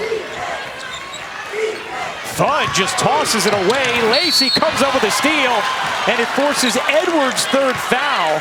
So the poor pass from Fudd results in Edwards' third personal. Something similar to what we saw in the first game that fouled Emily Enxler out, is when your guard passes it bad and you got to go try to collect it. And instead, Edwards gets the foul called. All 12 field goal attempts from Stanford have come outside the paint in this third quarter after they had scored 20 points in the paint in the first half. Only 4 assists on the day from Stanford. With one of the best ball movement teams in the country. Brink back in, wants it on Edwards. Knows she has 3 fouls and takes advantage. Beautiful post move. Did you see the work she did all in her shoulders to get the defense off balance? 10 points for Cameron Brink. She and Jones, the only 2 members of Stanford in double figures. Fudd with space. A little too strong on the 3. Azzi Fudd is a sharpshooter. She's 0 for 2 from 3-point range thus far tonight. Here's Lexi turning the corner. The leaner rolls off. Rebound. Out of bounds off of Brink. It's Connecticut basketball. Here's a look from the target above the rim cam. Just watch Cameron Brink's shoulders when she catches the basketball. Which way am I going to go? Fake, fake, and turn. Beautifully done. And then hands out. You don't only call for the basketball with your mouth, you call for the basketball with your hands. She does it there with her 6'8" wingspan. Holly? Well, it doesn't hurt that she has that huge wingspan, 6'8" on that Cameron Brink frame. But guys, they call it got gangle. Very gangly, but very effective. I like it. Got gangle? Yes, she does. That's wonderful. Here's Westbrook, had 3 threes in the second quarter. A little hesitation. Westbrook took the body, no call. And Jones comes down with yet another rebound, her 10th. She has a double-double. Here's Haley Jones. Good hands by Fudd, knocked it away. Jones insisting, and it's a foul on Westbrook as Haley Jones will shoot 2. We saw it all first half from Haley Jones. When the Stanford Cardinal having a tough time getting the moving and the cutting that they want, she's the ultimate bailout. Give her the basketball, let her create inside. Jones ties it. Stanford is not led by more than 1 at any point. Connecticut had its largest lead with 2:50 to go in the second quarter. It was 6. It has been a closely contested game as Jones hits both. What's interesting, too, is the difference. Like Paige Beckers, you give her a ball screen. That's how she gets a little bit of space. Haley Jones doesn't need a ball screen. She just needs to face the basket and go. Paige getting a breather on the bench right now. Here's Nelson Adota back in with 3 fouls. Edwards takes her 3 to the bench. Williams on a much-needed triple. Had started 0 for 3 from deep. Connecticut's going to need more of that from Kristen Williams to get to the finish line. Here's Jones. So much poise as she surveys. Lexi off the mark on a 3.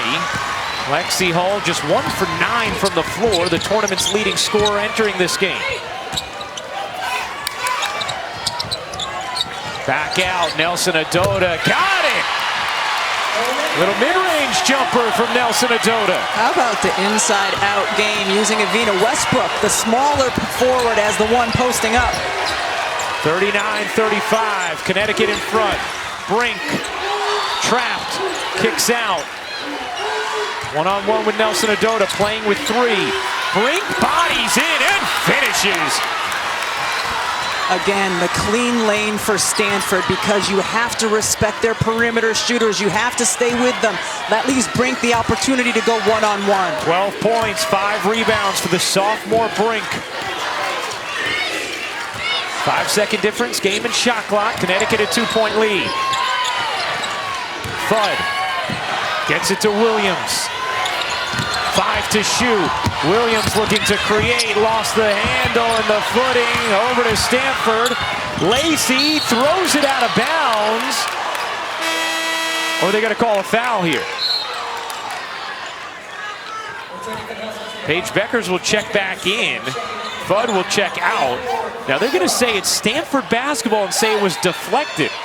It looked like there was contact on the body, but nothing on the basketball, and Gino Auriemma is very confused.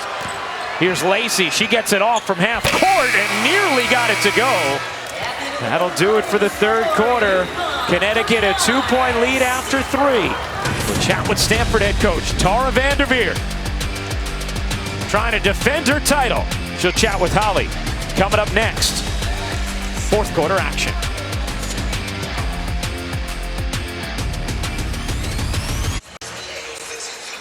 Well, here's a look at the WBCA Coaches Trophy presented by Invesco QQQ. That'll be awarded to the national championship winning coach. Tara Vanderveer hopes it's her. She caught up with Holly moments ago. Well, Coach, what's the greatest challenge UConn's defense is presenting from your offense to get more of a flow right now? Holly, we're just really struggling offensively. We need to move the ball better. I thought we got in trouble. We weren't rebounding. Then we're giving up some easy shots. But we're right there. We just need to be confident and knock down some good shots. When you say move the basketball better, who are you trying to target to get looks? We're holding it. We need to move it. We need to move it and run better offense. Thanks, Coach. Okay.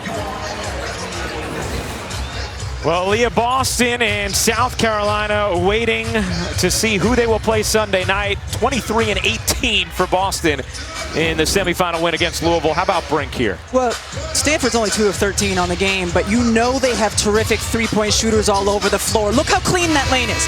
Brink makes the move. There are only 2 feet in the paint, and that's Olivia Nelson-Adota, and it's because you cannot help off on their shooters. Post players love the clean lane. Cameron Brink having a big night, 12 points, adding 5 rebounds. Has kept the foul trouble at a minimum with just 2. Start of the fourth quarter, 2-point game, a trip to the national championship game is on the line. Good hands by Westbrook. UConn with Beckers, Nelson Adota, Mule, Williams, and Westbrook. Backdoor, Lexi unable to finish. Nice D from Nelson Adota. Scrap inside, Mule after it, and it's going to be a jump ball, and UConn has possession. Let's check out our game track brought to you by Adidas. Paige Beckers with 12 points, Haley Jones with a double-double, and Stanford after 20 in the paint in the first half, just 4 in that third quarter. The Cardinal did not turn it over in that third quarter. Meanwhile, Connecticut had 5 turnovers in the quarter. Here's Williams, giving it up. Beckers dumps it down, Nelson Adota, the spin and the finish, plus the foul. As Irfin just into the game gets whistled for the personal. Nelson Adota posting up strong. Help defense is there in time, and the tough finish for Nelson Adota. 1 for 4 from the floor before that, and Paige Becker saying, yeah, you got me, big girl. Nelson Adota completes the 3-point play. Connecticut's lead is 5. Brink back in for Stanford. Tara was talking in her interview with Holly about not getting a lot of ball movement. When Connecticut can extend their pressure, help take time off the shot clock, it gives Stanford less time to move the ball side to side. Here again, haven't been able to. Here's Jump. Bouncing in, and a foul is going to go against Mule, who just slaps it away afterwards. Gino Auriemma often jokes about the toughness of Nika Mule. And that's going to be her second personal.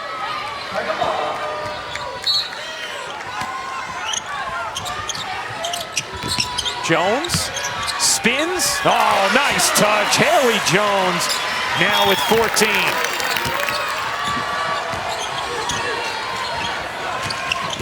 Westbrook had Williams in the corner, elected for Mule. Beckers looking for some space, couldn't find it. Williams can, and hits. Jump gets lost on the other end, can't answer with a 3. Mule pushing. Connecticut has matched its largest lead of the night. Williams, will she fire again? She will. No. And Brink the board. Connecticut bench was on its feet, ready to celebrate. 2 minutes into the fourth quarter and a 6-point Connecticut lead. A foul against Westbrook. And that will be the second on Westbrook. Haley Jones is just the ultimate bailout. She's got the size here. She can face up and score. She's got the post move to score. Other end of the floor, Nika Mule, great screen. That's the reason that Kristen Williams was so wide open for the 3. That's going to be an illegal screen on Brink. As she sent Beckers to the deck, then helps her up. Those two friends. And Tara Vanderveer, you heard her tell Holly they're a little out of sorts offensively tonight. This is about as out of sorts as we've seen Stanford's offense all season. I think you can credit Connecticut's defense for a lot of that. Ask Gino Auriemma what's changed with his group in the last month of the season as they've started to peak towards the postseason. He said it's all about our defense. That's what's gotten better. That's why we're here. They're showing it tonight, Holly. Nelson Adota, and that's going to be number 4 on Brink. So just like that, no foul trouble all game for Brink. And an offensive foul and a defensive one on back-to-back possessions, and now Brink is going to have to check out. The offensive foul was a mistake, but defensively, she's just trying to battle with Nelson Adota. Almost straight up. You've got to be completely straight up so the officials can't make that call. Rebecca, does it feel like there's been more aggression as Nelson Adota hits the free throw, largest lead of the game here for UConn? A little more aggression from Connecticut's posts offensively in this second half, Edwards and Nelson Adota? I think they have been more deliberate. Connecticut has about looking inside and trying to get them the ball as well. Connecticut once again extending pressure. 8-point Connecticut lead, their largest of the game. Oh, what a feed! Prechtel to Lexi Hull on the finish. That was a sensational dime lefty from Prechtel. You had to deliver it perfectly in order for it to get through. And a big bucket for Stanford, with Connecticut building some momentum in this fourth.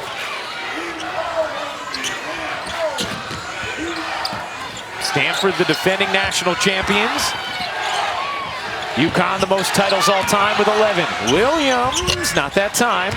Long rebound, Mule flags it down. Another chance for Connecticut. No, Jones rips it away. Mule thought she was fouled. Interesting, Connecticut making a little bit of a run with Azzi Fudd on the bench. Jones bounces, out of bounds, Connecticut ball.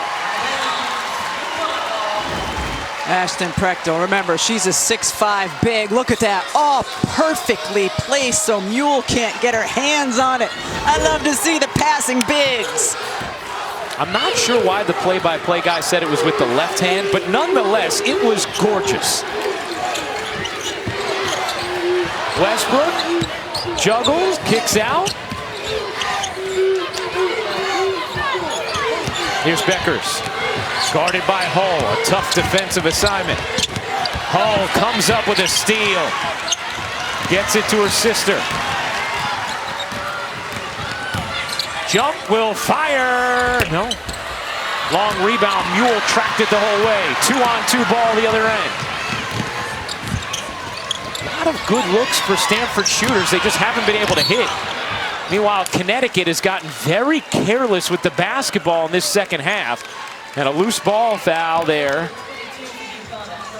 Westbrook picks up her third personal. Third team foul against Connecticut. And now Fudd is going to check in. Who's she going to get? She's going to get Williams, so Nika Mule's going to stay on the floor here. Nika Mule has been outstanding. She has 8 rebounds on the game, and because Stanford's now taking threes and missing threes, there's going to be long boards, and she has just been pursuing the basketball. Stanford has missed its last 9 threes. Beckers comes up with a steal, all the way in for 2.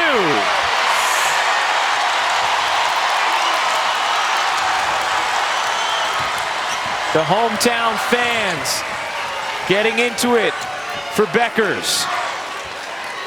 Playing in Hopkins High, 10 miles away from Target Center. Has not played in this building since losing the state championship her sophomore season. Prechtel can't hit, 10 straight misses from 3. How about the rebound from Jones? Overhead and off, out of bounds off of Stanford.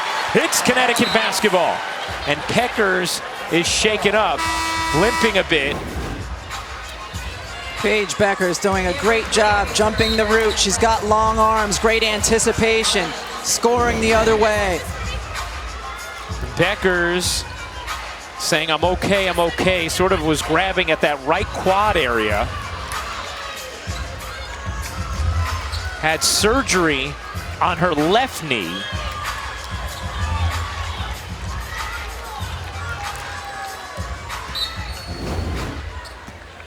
See.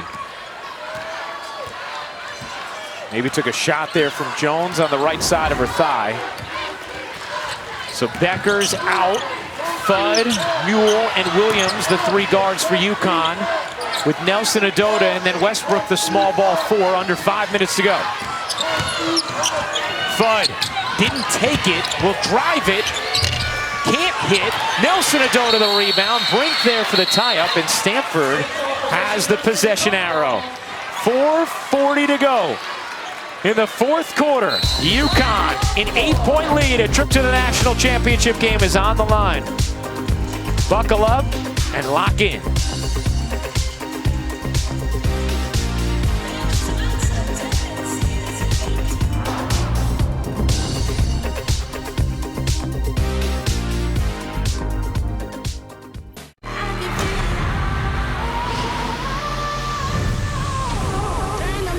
The national championship. Feel it here.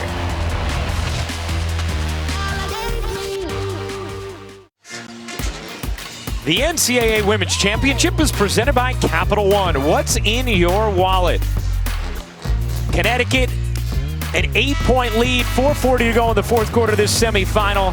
They have not been to the national championship game since 2016, trying to get back. Meanwhile, Stanford looking to defend its title. Let's check in with Holly. Tara Vanderveer just told her squad in the huddle, we've got plenty of time. She's putting Cameron Brink back in the game right now with those 4 fouls. She said, just do the right thing out there, play through it. But right now she's encouraging her team, get it inside. That's where they think they'll find their advantage. Certainly have plenty of time, and in particular, even though she wants to go inside, with the way Stanford can shoot the 3 ball, they are not out of it, down only 8. Stanford just 8 for 37 on jump shots in this game. Brink getting it inside, forced it up, drew the foul, and that is going to be number 4 on Olivia Nelson-Ododa, who's had a really impactful second half. Paige Bueckers has been on the bench since dinging that thigh. Brink at the line. Hits the first. Cameron Brink, 61% from the line this season. Mom and dad nervously watch.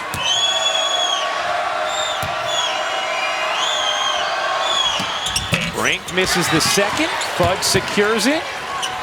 Aaliyah Edwards getting ready to check in for Connecticut. Nelson-Ododa playing with those 4 fouls. Brink as well. Here's Fudd into Nelson-Ododa. Bodying in, couldn't finish it. Good D from Brink. 7-point Connecticut lead, under 4 to go. Brink digs in, can't finish, hits the deck. Fudd pushing. Williams stops on a dime, missed the layup. Lacey the rebound, and now Stanford coming the other way. I'd go right back at Nelson-Ododa, see if you can pick up the 5th before the sub comes in. Jumps leaner is good, and it's a 5-point game. Is Connecticut going to take a timeout to get the sub in? No.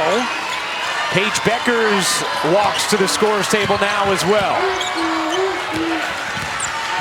Fudd. Pull-up jumper, rolls off, knocked out of bounds, last touched Connecticut. It's Stanford basketball. Connecticut fans irate, thought it had last hit Brink as Bueckers and Edwards check in. Let's see, Rebecca. And yeah, that's off of Nelson-Ododa. Yep, no doubt. Right call made.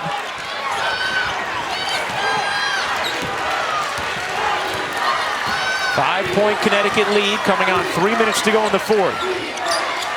Here's Brink working on Edwards. Lost her footing and the basketball. Westbrook one-on-one with Jones. Zips inside and a foul is called on Haley Jones as Westbrook will shoot 2.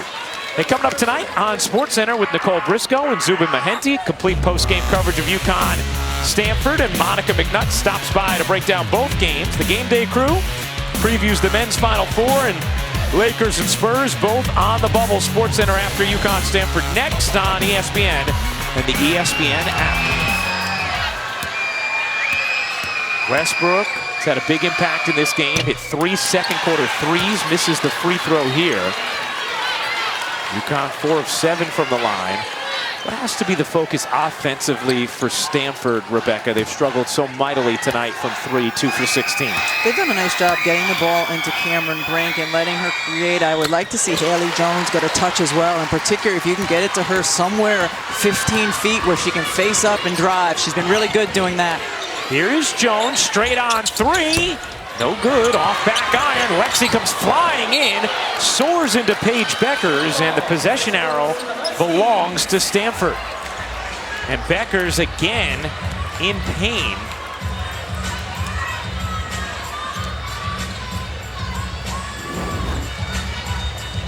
What effort by Hall, and she loses her balance because she's right with Kristen Williams, and Bueckers goes down grimacing again.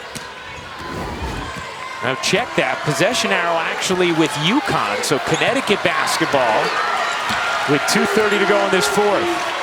Leading by 6. Bueckers in the corner, she traveled Beckers turns it over. That's been a real issue for Connecticut tonight. Their 16th turnover of the game.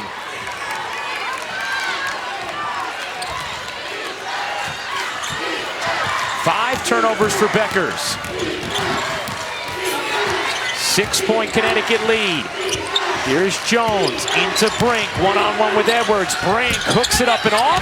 Edwards can't control the rebound. It's out of bounds off of her. Another chance here for Stanford. And you can see Gino Auriemma saying, just hug it, hug it. The two winningest coaches in women's basketball history, Tara Vanderveer and Gino Auriemma, have these fans holding on for dear life. Jump, can hit the three. Stanford just absolutely frigid from downtown. 2 for 18 now. And Connecticut will take a timeout. 1:50 to go in the fourth quarter. Those kids sensing victory. Connecticut leading by 6. 50-44 over Stanford. The Cardinal trying to get back to the national championship game after defeating Arizona in it last season. Also trying to create a rematch with South Carolina after their epic semifinal last year. Connecticut 2 timeouts remaining. Stanford with 4, no fouls to give. Stanford the possession arrow, and South Carolina doing some early scouting here watching their Sunday night opponent. And we know late in the NC State game, Gino Auriemma wanted the basketball in the hands of Paige Beckers and Azzi Fudd, and he wanted his bigs to just be out there setting screens, not being put in the position of having to make plays. Look for something here. Beckers, Azzi Fudd involved. Sunday, 8 Eastern on ESPN. Who will South Carolina play? Paige Beckers wants to play for another title in her home city. No field goals for Connecticut the last 4 minutes. Beckers gives it up. Fudd, 4 to shoot. Beckers gonna have to hoist. She does. Can't hit. Edwards on the offensive glass. What a rebound. And she draws the foul. Aaliyah Edwards muscles her way to the line. That was great defense by Stanford to force a tough shot, but Aaliyah Edwards on the inside. And fantastic awareness. She knew she was getting fouled. Just throw it up there to get to the free throw line. Edwards with 8 rebounds.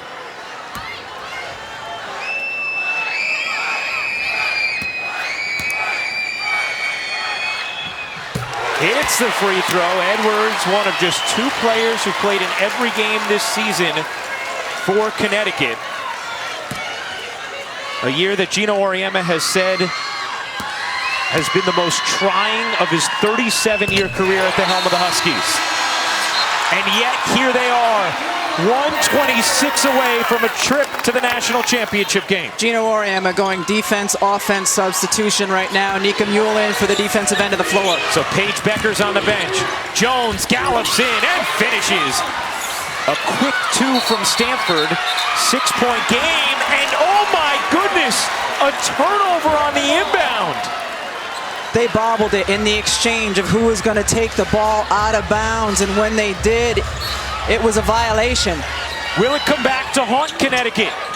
Door open, and a foul here against Westbrook is going to put Jones at the line, and Westbrook picks up her 4th. So here's what happens on the inbounds. Evina Westbrook. Ooh. When she tossed it to Edwards, was Edwards out of bounds yet? Good question. I'm not sure that she was. I don't think she was. You're allowed to toss it and then let your player go out of bounds to inbound it. So she's giving it to Edwards. Oh yeah, she had her 1 foot out on that angle and then stepped in. Jones.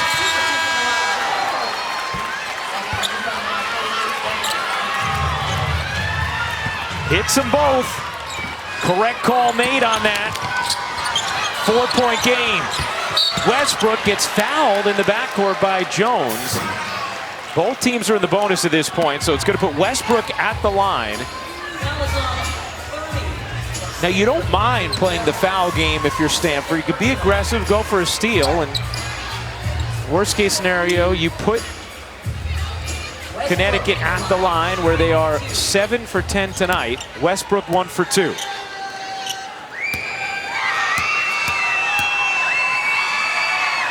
Westbrook hits the first. 11 points from Avina Westbrook. Stanford with 4 timeouts remaining. Westbrook got them both. Ice from Avina Westbrook.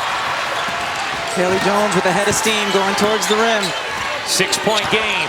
Jones, here she goes, spins in, and that is going to be a charge.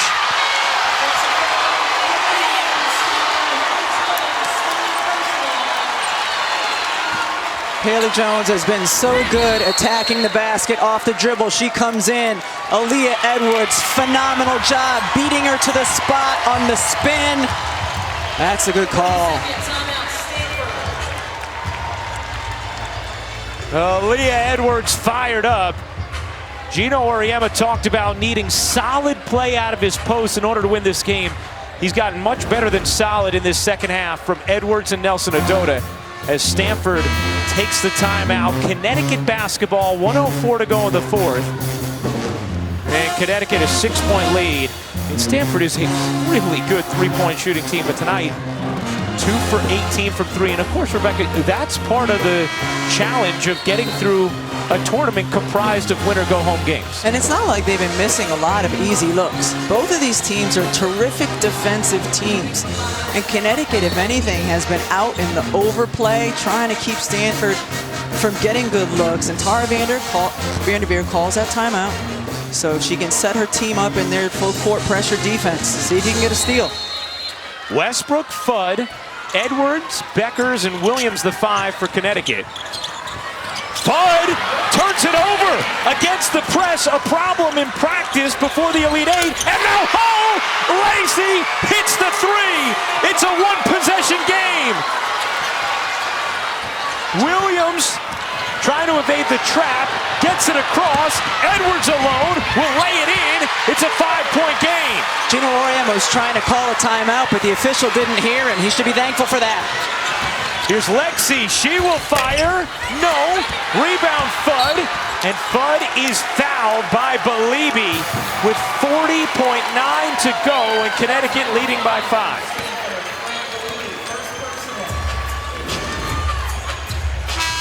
Azzi Fudd struggled doing this in practice before the NC State game. The turnover comes. Great job by Hull to step into the 3. Gino trying to call a timeout. The official doesn't hear him. The official doesn't hear him. And Aaliyah Edwards says, thank you, official, for not hearing him when she went in for the easy 2. Here is Azzi Fudd, #1 recruit in the nation this year. The freshman hits the first. Azzi's parents into it.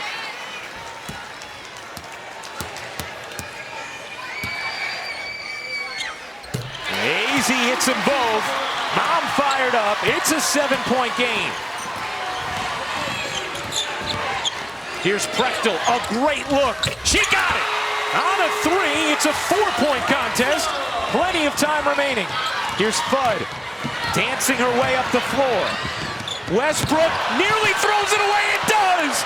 Williams can't handle it, and it's Stanford basketball in a 4-point game after the turnover.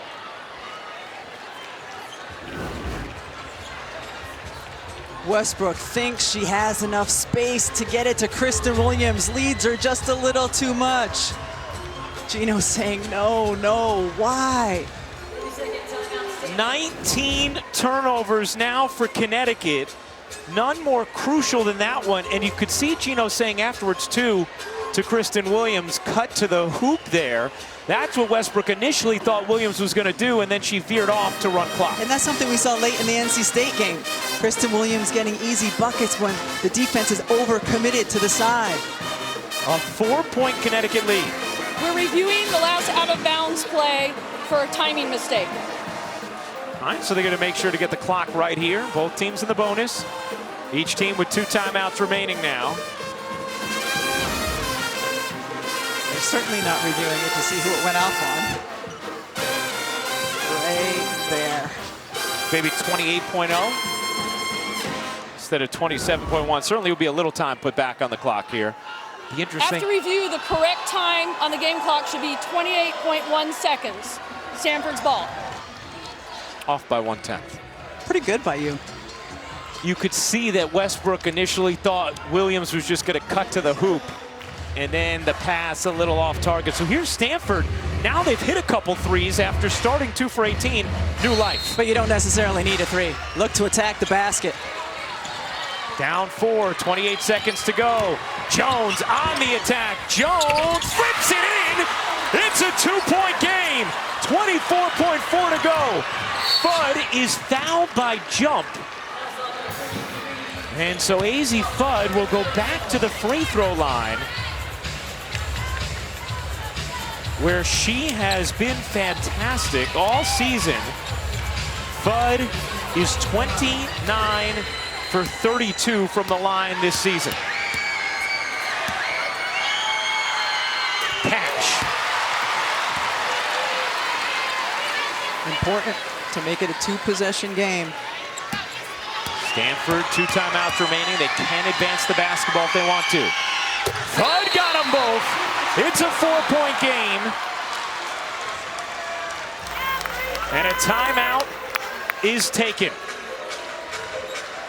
Big free throws from the freshman as Connecticut tries to hold off Stanford down the stretch here.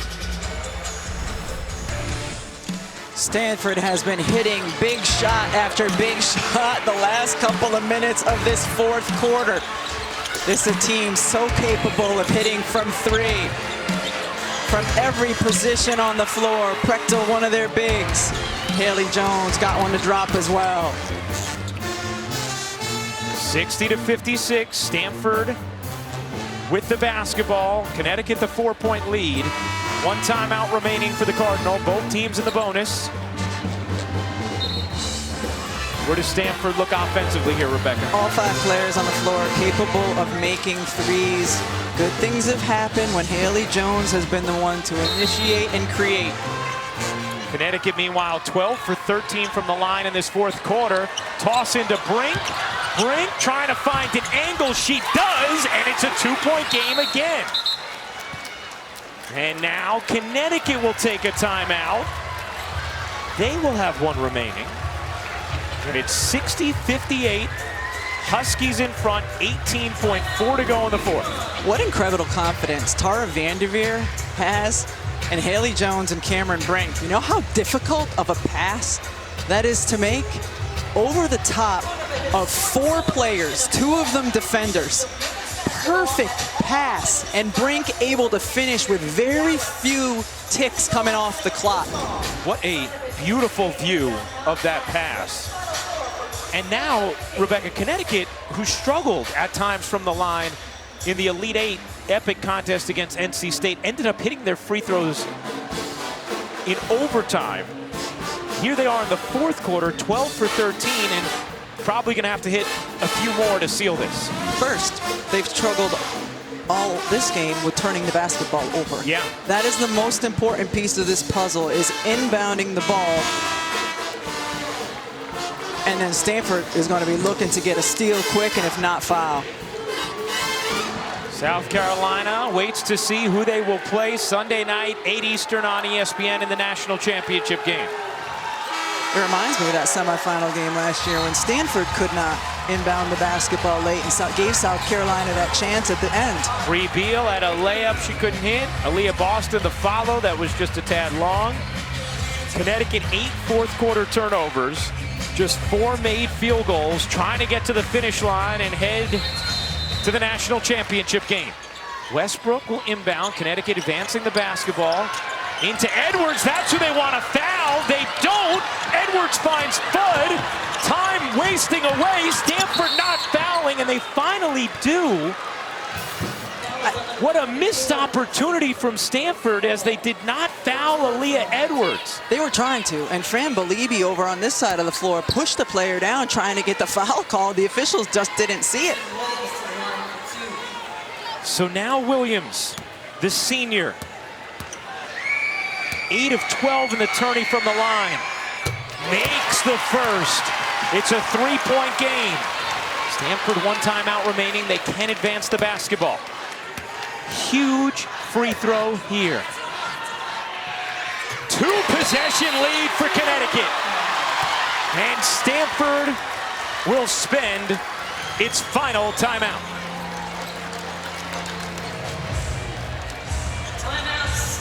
How about these young women from the line in this fourth quarter?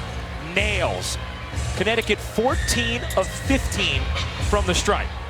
A team that has shot under 70% from the line on the season. Now, Stanford, who has fought so valiantly down the stretch here, finding a way to make this a game in the final moments after it looked like Connecticut was going to wrap this up. The defending champions who've won 24 straight games. Lexi and Lacey Hull, both seniors, have been just incredible ambassadors of this program. Anna Wilson in her 6th year, playing in her 160th career game, a school record. It'll be the end for her here as well whenever this Stanford run finishes. Now, if you're Stanford, do you have to go for a 3 now out of timeouts with just 11 seconds left? With the way Connecticut is shooting free throws in particular, I think yes, you do. 4-point game, 11 seconds to go in the fourth. Prechtel steps back, trying to find an angle, can't hit, out of bounds, Connecticut ball, 5.4 to go. The Huskies can taste it.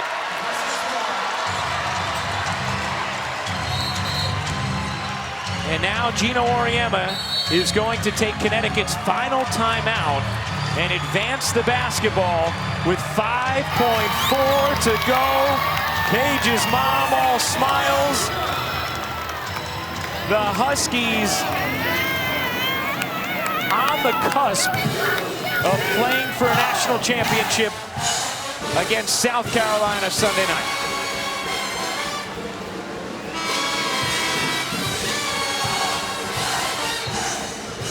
Connecticut played in the first ever double overtime game in the Elite Eight or later to beat NC State.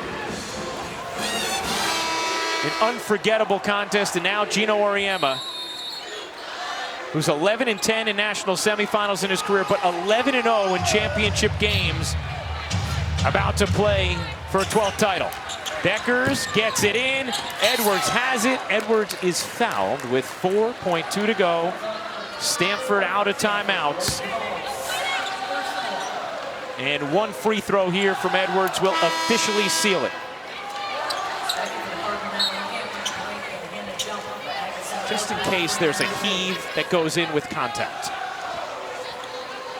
Okay. Edwards.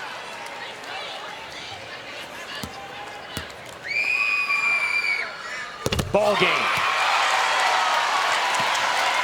How about Connecticut? 15 of 16 from the line in this fourth quarter.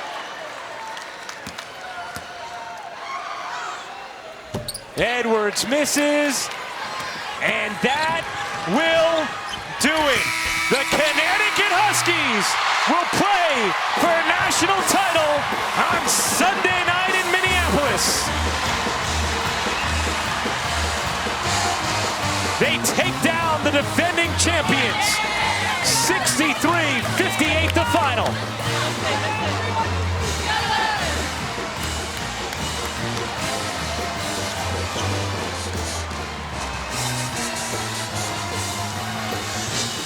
Stanford's 24-game winning streak snapped. And Gino Auriemma will test his 11-0 record in championship games against South Carolina here at Target Center on Sunday night. As he raises his right arm to a heavy UConn crowd, and Stanford says thank you to their supporters as they will not have a chance to defend their title Sunday night. The end of the road for the Hull Twins, for Anna Wilson, and an outstanding Stanford team as we take a look at our Capital One rewarding performance. Paige Beckers. Paige Beckers was absolutely outstanding once again for Connecticut. When they needed her to make plays in the first half, she did, whether it was coming off screens, off the bounce, finding teammates. She was terrific. Whether it was on the offensive end of the floor, making big plays on the defensive end of the floor, Paige Beckers in her second home here at the Target Center. And Paige is with Holly Rock. Paige, another close game down the stretch. Where did this team find the focus play after play to close out this win? We just kept our composure. We knew Stanford was going to make their runs. They're a really great team and a really competitive team and they're one of the smartest teams in the country. So we just try to stay composed and stay together. On paper, this seemed almost impossible. They've got so many players, so many big players. You guys have injuries, a short bench. How did you do it? We know everybody in the world doesn't think we're going to win, so we're like, we might as well just prove everybody wrong and prove ourselves right. But we got one more game. We're not satisfied with this.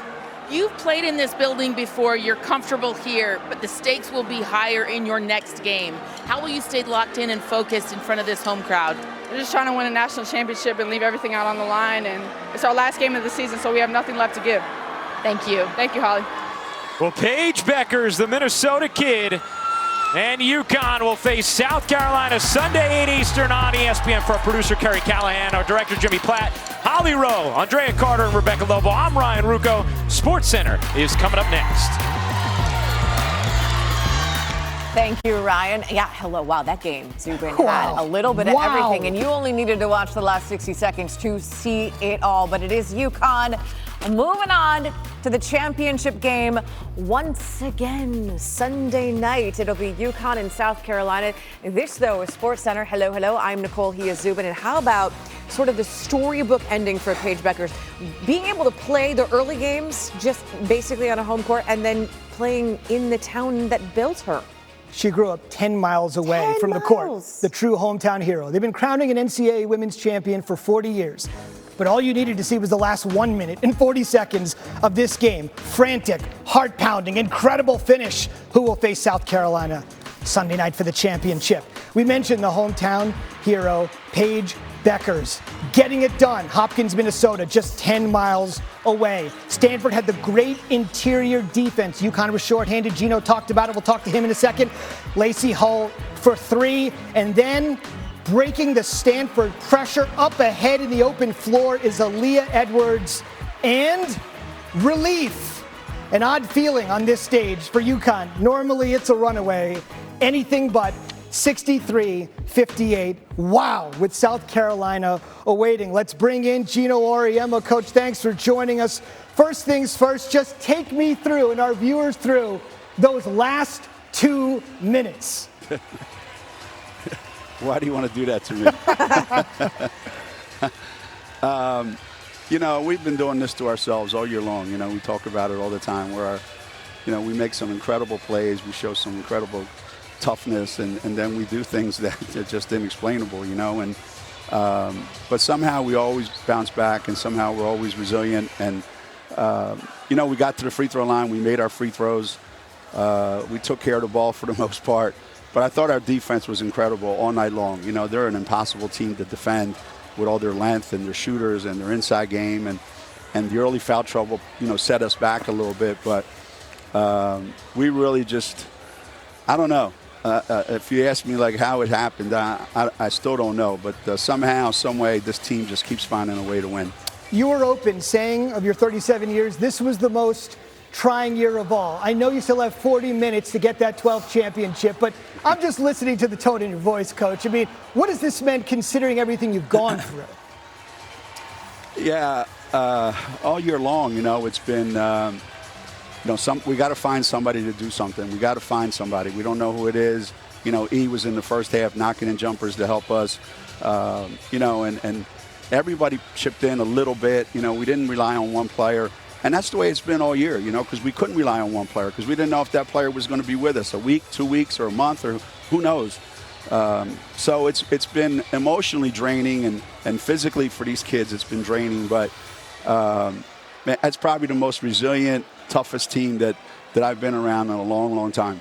To emphasize your point, Paige missed 19 games, AZ Fudge missed 11. You don't have Dorka Juhas at the moment. Monday, you won one of the greatest games in the history of the NCAA women's tournament. 4 days later, you're playing this sort of game. Take me through the last 4 or 5 days. Yeah.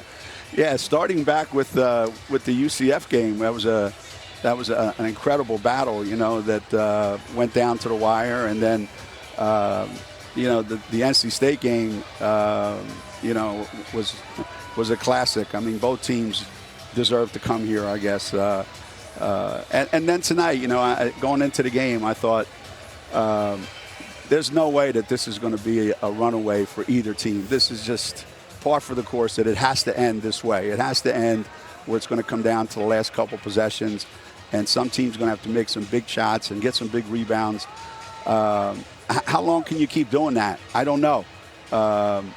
Eventually it's going to catch up to us, right? But it has to catch up to us fast because we only got 1 game left. Indeed. There's some sort of karma or kismet here. 27 years ago today, you played Stanford in Minneapolis, in that building, in the Final Four. You won that game, propelled UConn to their first championship, and now, Coach, you're 40 minutes away from your 12th. We will see you Sunday night. Best of luck on championship nights. Thank you very mumuch. Appreciate it. Thank you, Gina. Take a look at this. UConn men, 4-0 in national championship games. UConn women, 11-0 in national championship games. What are you saying, Zubin? I'm saying bet UConn, no matter what the spread is from the Caesars Sportsbook on Sunday night. An incredible 15-0. The men and women, when they have gotten to their respective championship games, have never lost. That is your mission, South Carolina. What I was going to say, South Carolina would very much like to add a 1 to that. In this game, it's the Naismith Coach of the Year in Dawn Staley, the Player of the Year in Aaliyah Boston, and the 1 seed in South Carolina taking on the other 1 seed in Louisville, who has been unstoppable, at least in Hailey Van Lith, the last 4 Louisville games. In this one, though, was Louisville down 9, was Emily Engstler, the steal, the offense, capping a 10-0 run for Louisville and giving them their first lead of the game. Engstler had 6 of those 10 points. She finished with 18, all in 2 minutes and 31 seconds. But Louisville down 4. Sanaya Rivers gets the steal because South Carolina's defense is incredible. And then defense into offense. Gamecocks up 6. Aaliyah Boston taking on all of Louisville by herself. Like 3 defenders on her, so she gets it to Bree Beal. Beal had 12. That is 2 of them. Louisville tried. They had that 10-0-1, but South Carolina had an answer. You guys showed some great composure. How did you get back into this game? Just because we know basketball is a game of runs, and they went on theirs, and we just knew that we need to come back and go on ours. And they did in the third. South Carolina on their own run. They had 23 points in the third quarter, tied for their most in a quarter. This tournament capped off by, guess who? Obviously Aaliyah Boston, the and 1 in the final seconds of the quarter. South Carolina was up 9 going into the fourth, and then still up 9 in the fourth, make it 11. There's a miss by Rivers, but guess who was there to clean it up? It is Boston. Then 4:19 to go in the fourth. South Carolina still up 9. It's Beal this time to Boston, who floats that in. Boston did it all. She had 23 points, 18 rebounds. And at the end of this one, knocking down the 3, the happy tears to close this one out because South Carolina is into the championship game, their second in program history. You had Boston with 23 points.